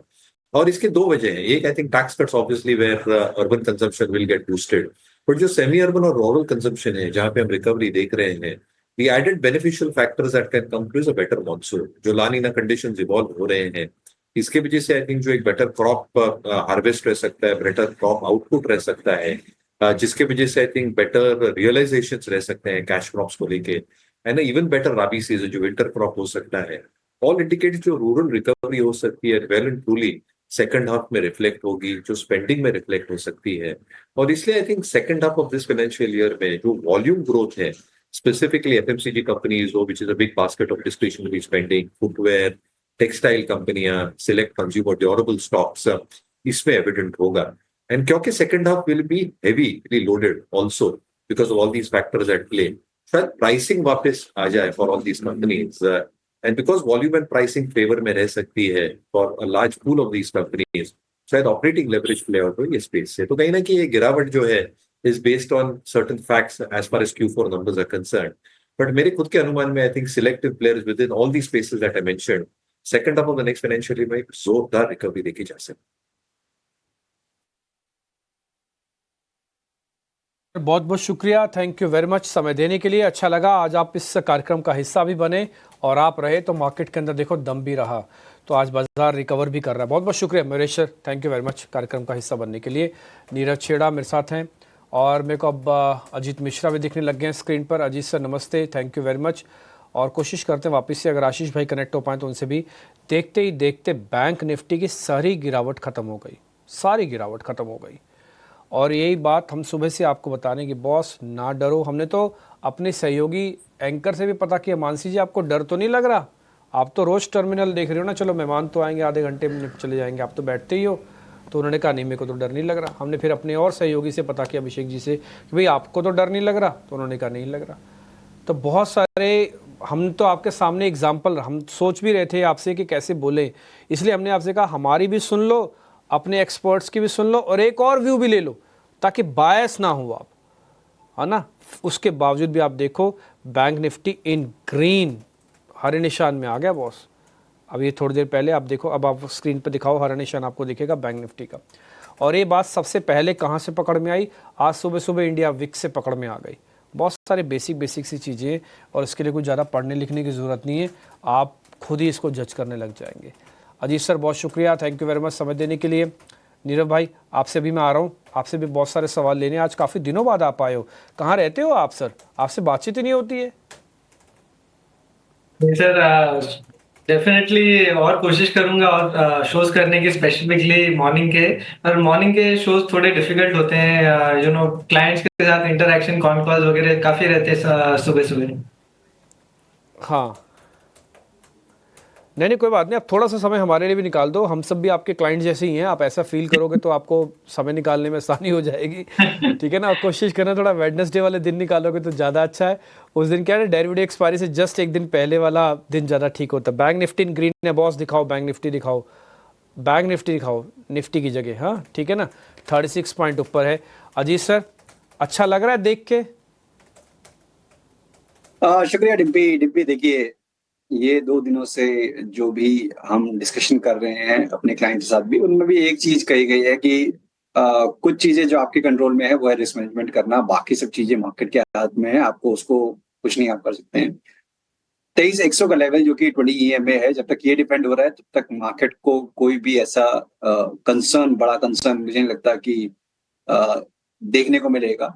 नो डाउट हमने लॉन्ग टर्म एवरेजेस के नीचे स्लिप हो गए थे, 23,400 का जोन था, बट आप 20 EMA को डिपेंड कर रहे हैं। तो जब तक 23,100 होल्ड है तब तक मार्केट में कोई चैलेंज नहीं है। उसके नीचे जाएंगे, आपको लॉन्ग पोजीशन को हेज करने के लिए 23,000 वाली जो पुट है उसको बाय कर लेना है।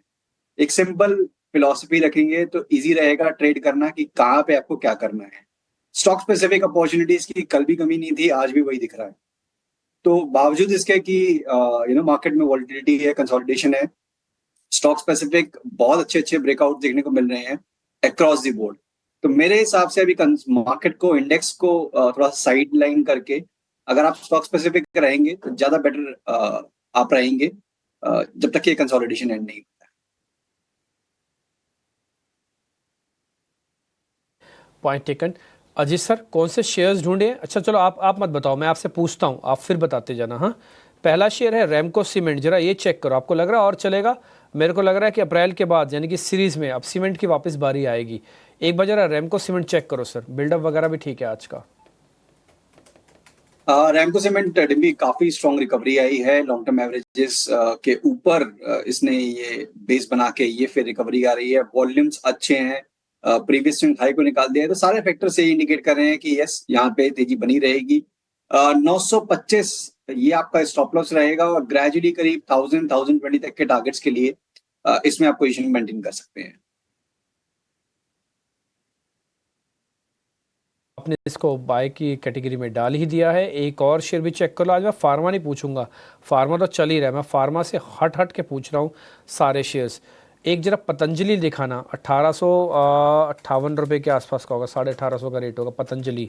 एक बार दिखाना नीरज सर, एक बार जरा इसको चेक करो पतंजलि को, इसमें कितनी स्ट्रेंथ है, ताकत चेक करके बता दो बस। पैटर्न है, एक ब्रेकआउट आया है आज फॉलिंग ट्रेंड लाइन का, वो आया है 1820 के ऊपर। यहाँ से पॉसिबिलिटी है 1920 तक जाने की, तो करंट लेवल से आप बाइंग कर सकते हैं, 1820 का स्टॉप लॉस हो सकता है। ठीक है, डन। एक और शेयर भी है जो आज बाइंग में आ रहा है, एक मिनट। यस, शेयर का नाम है IAFL। अजीत सर, एक बार आपके रिकमेंडेशन IAFL पे, सबकी स्टैंपिंग करते हैं ना प्रोड्यूसर साहब।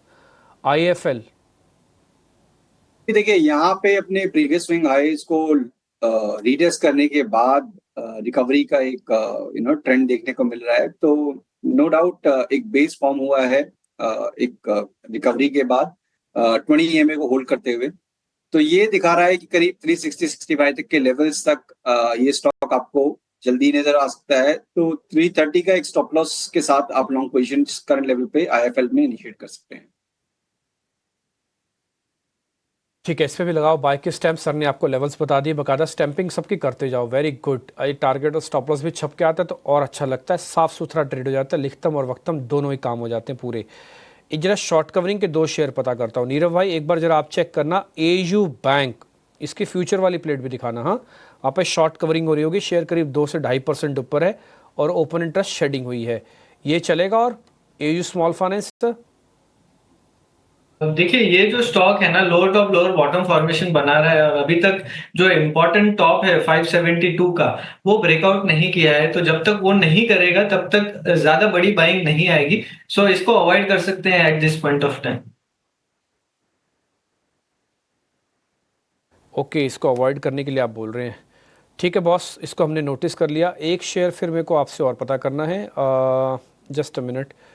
डिलीवरी चेक करना सर, वैल्यू बाय है कि नहीं है। डिलीवरी दिल्ली लिखना, आ जाएगा अपने आप ही। यस, ये एक बढ़िया स्टॉक है। देखिए इसमें एक इम्पॉर्टेंट चीज ये है कि ऑलमोस्ट 470 से स्टॉक 250 तक आया था और वहां पे बहुत बढ़िया बाइंग हुई है। यहाँ से डेफिनेटली एक रिवर्सल ट्रेड बन सकता है और वो रिवर्सल ट्रेड प्रोबेबली अपसाइड में 285 290 तक जा सकता है। करंट लेवल से आप बाइंग कर सकते हैं, कम रिस्क लग रहा है। 252 का इसमें स्टॉप लॉस लगाइएगा, 290 का टारगेट रहेगा।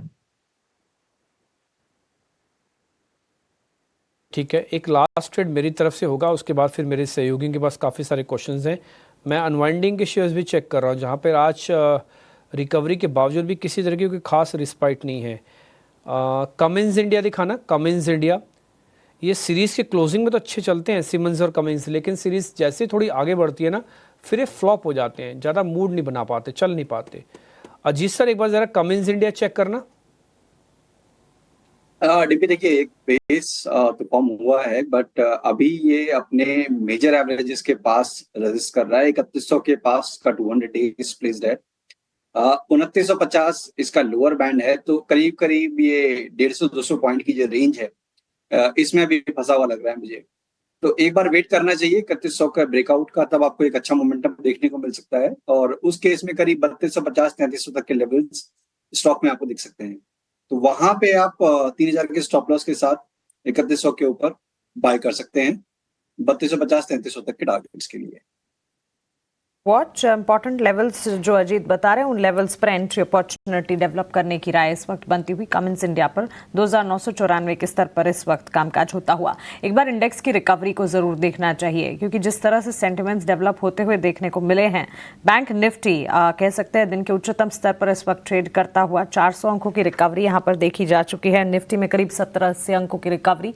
स्क्रीन पर जैसे ही आप चार्ट देखेंगे और साथ ही लेवल्स देखेंगे आप समझ पाएंगे कि किस तरह से मार्केट रिकवर करते हुए लगातार देखने को मिल रहा है। स्मॉल कैप मिड कैप में भी, मिड कैप में भले ही स्लाइटली कमजोरी के साथ कामकाज आज के सत्र में देखने को मिल रहा है ऑन दिस मोमेंट, लेकिन स्मॉल कैप इंडेक्स भी रिकवर करने की पूरी कोशिश करता हुआ और सेंसेक्स की रिकवरी भी। जहां मार्केट में रिकवरी है, इक्विटी में स्टॉक स्पेसिफिक मोमेंटम लगातार बनते हुए दिख रहे हैं। चाहे टैरिफ अनाउंसमेंट, रेसिप्रोकल टैरिफ की बड़े इवेंट के ठीक बाद भी बाजार इसे बड़े ही बेहतरीन तरीके से रैशनली डाइजेस्ट कर रहा है, तो फिर ऐसे में एक्सचेंज एंसिलरी स्टॉक्स को कैसे पीछे छोड़ सकते हैं? वहां किस तरह के सेंटिमेंट्स बन रहे हैं बिल्कुल देखना चाहिए। लेकर आए बीएसई लिमिटेड, स्टॉक में अच्छा खासा मोमेंटम है। कैम्स, एमसीएक्स, सीडीएसएल, ये सारे के सारे स्टॉक्स अगर आप देखेंगे मजबूती के साथ कामकाज है, लेकिन बीएसई लिमिटेड सबसे आगे इस वक्त देखने को मिल रहा है। 1.25% की तेजी, one of the strongest script entry opportunity लगातार ढूंढनी चाहिए इसमें। नीरव, आपसे जानना चाहूंगी बीएसई लिमिटेड पर आपका नजरिया क्या होगा? एग्जिस्टिंग पोजीशंस जिनकी हैं और अगर नई पोजीशंस कामन बना रहे हैं। देखिए, नियर टर्म में एक वी शेप रिकवरी है, मगर अगर लॉन्गर टर्म चार्ट देखा जाए तो ये स्टॉक 435 का ऑलमोस्ट 6000 गया with in couple of years. तो इतना बड़ा तेजी होने के बाद में स्वाभाविक है कि कंसोलिडेशन हो। मुझे लगता नहीं कि इसमें ब्रेकआउट आएगा अबाउ दैट 6000 ऑड लेवल्स। तो अगर आपने नीचे में लिया हुआ है 3700 4000 के आसपास, तो ये सही लेवल है थोड़ा बहुत प्रॉफिट बांधने के लिए। यहाँ से ज्यादा बड़ा अपसाइड नजर नहीं आ रहा है, तो यहाँ पे प्रॉफिट बांध लीजिए एंड वेट करिए थोड़ा डाउनसाइड का अगेन 5400 से 5200, जहां पे आप वापस बाइंग बना सकते हैं। पोजीशन वालों को तो इंतजार करना ही होगा, लेकिन अगर आपने पोजीशन बनाकर रखी है, पार्ट प्रॉफिट भी बुक कर सकते हैं आप, और पार्ट प्रॉफिट बुक करने के बाद 5400 के लेवल्स नई पोजीशंस के लिए आकर्षक नजर आ रहे हैं। बीएसई लिमिटेड पर मजबूती के साथ स्टॉक ट्रेड करता है। शिप बिल्डिंग स्टॉक्स पर नजर होनी चाहिए। मैसगांव डॉक करीब 1% की तेजी, और इसके अलावा अगर आप देखेंगे भारत डायनेमिक्स लिमिटेड जैसे काउंटर पर भी एक फोकस होना चाहिए। अच्छा खासा एक्शन यहाँ पर भी देखने को मिल रहा है। अजीत, आपसे जानना चाहेंगे बीडीएल, मैसगांव डॉक, इन तमाम स्टॉक्स में मिड कैप कैटेगरी में कुछ स्टॉक्स जो कि अच्छा मोमेंटम दिखा रहे हैं, क्या राय होगी?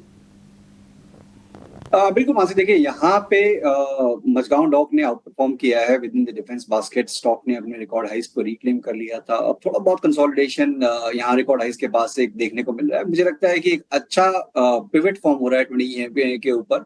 तो जब तक 2500 के लेवल होल्ड हो रहे हैं तब तक शॉर्ट टर्म का मोमेंटम भी पॉजिटिव साइड का ही है, तो यूटिलाइज करना चाहिए इस consolidation to accumulate.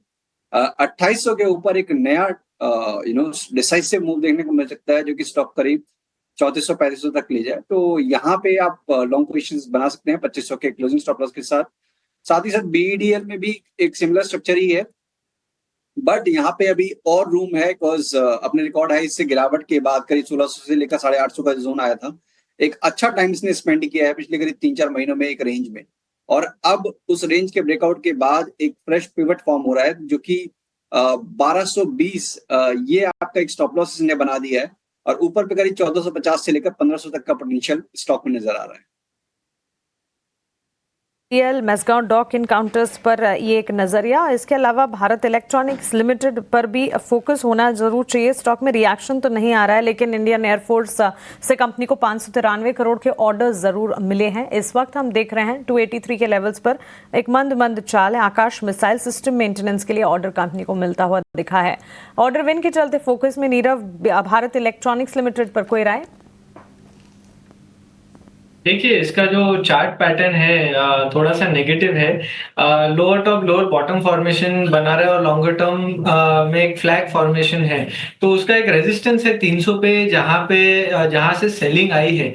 I believe जब तक 300 का लेवल पार नहीं करता इसमें बड़ी बाइंग नहीं आ सकती है, और यहाँ से सेलिंग आती रहेगी। सो मेरा यही मानना है कि यहाँ से अवॉइड करें। 300 का ब्रेकआउट आने दीजिए, उसके बाद बाइंग करें, या फिर तो 250 के पास आता है तब जाके बाइंग करें। में रखें, फिलहाल अवॉइड करना है। एंट्री अपॉर्चुनिटी मिलने पर बाइंग की राय बनती हुई। फिलहाल खबर के चलते फोकस रेडार पर कंपनी को एक ऑर्डर जरूर मिला है, लेकिन इस वक्त सेक्टर स्पेसिफिक बाजार में फार्मा सेक्टर की out performance sector of the day and accidental sector of the day IT sector कमजोरी का रुझान यहाँ पर इस वक्त हम देख रहे हैं। बिकवाली का दबाव करीब 1000 अंकों के ऊपर की बिकवाली निफ्टी आईटी इंडेक्स में जरूर देखी जा चुकी है। मेजर प्लेयर्स जो कि कंट्रीब्यूट कर रहे हैं इस वक्त मार्केट में सपोर्ट करने की कोशिश कर रहे हैं, उसमें सबसे आगे फार्मा लैबोरेटरी काउंटर्स जैसे कि सन फार्मा, डिविज लैबोरेटरी, सिप्ला जैसे काउंटर्स हैं। साथ साथ एलएनटी और टाइटन जैसे काउंटर्स हैं जो कि मजबूती का रुझान दिखा रहे हैं। इन्फोसिस, टीसीएस, एचसीएल टेक पहले 3 खिलाड़ी जो कि बिकवाली का दबाव यानी कि आईटी सेक्टर से जुड़े स्टॉक्स बिकवाली झेल रहे हैं। आइए आगे बढ़ते हैं और ऑप्शन पर एक रणनीति, ऑप्शन के चैंपियन हमारे खास सेगमेंट का रुख करते हैं।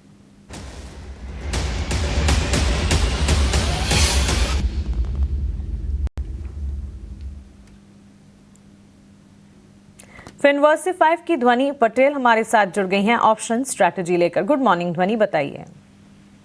Good morning Mansi. यहाँ पे आज का हमारा ऑप्शन का ट्रेड जो वो रहेगा टेक महिंद्रा के अंदर। ओवरऑल आईटी के अंदर दबाव जो है वो क्लियरली यहाँ पे विटनेस करने को मिल रहा है और टेक महिंद्रा का जो चार्ट स्ट्रक्चर है इसके अंदर एक फ्रेश ब्रेकडाउन जो है वो देखने को मिल रहा है। तो करंट लेवल से आप 1380 का जो पुट ऑप्शन है उसको खरीद के चल सकते हैं। इसका भाव अभी 40 रुपए हो चुका है। जब हमने कॉल भेजी करीब 37 का रेट चल रहा था, तो अभी 40 तक आ चुका है। आप इसको खरीद सकते हैं। इसके अंदर जो गिरावट है वो 45 से लेके 50 रुपीज के टारगेट जो इसके अंदर है वो अचीव करता हुआ देखने को मिलेगा। स्टॉप लॉस आपको 30 का ही मेंटेन करके चलना है। अधिकतम मुनाफा जो है 7800 और नुकसान 4200 तक का हो सकता है। शुक्रिया ऑप्शन की दमदार रणनीति हमारे साथ शेयर करने के लिए। तो टेक महिंद्रा पर ध्वनि की राय है 1380 की पुट खरीदने की राय, लक्ष्य 45 पहले, उसके बाद 50 तक जाने का यहाँ पर अनुमान, स्टॉप लॉस 30 का। ये कॉल जो है ये इनफैक्ट स्ट्रैटेजी है जो है पुट की प्रैक्टिस करने पर अधिकतम मुनाफा 7800 का होने की संभावना है। वहीं अधिकतम नुकसान अगर डाउन साइड या नेगेटिव जाती है तो कॉल 4200 का होने की संकेत यहाँ पर मिलते हुए। एक स्टैंडर्ड डिस्क्लेमर एफएनओ ट्रेडिंग को लेकर आपके स्क्रीन पर चलेगा। एफएनओ ट्रेडिंग में 10 में से 9 लोगों को नुकसान होता है। एफएनओ ट्रेडर्स को औसतन 50,000 का नुकसान होता है। घाटा होने के बावजूद 28% ट्रांजैक्शन के रूप में देना होता है। वहीं मुनाफा होने पर 15 से 50% ट्रांजैक्शन के रूप में खर्च होता है। तो अपने एडवाइजर से सलाह लें और उसी के बाद एफएनओ ट्रेडिंग में आप उतरें।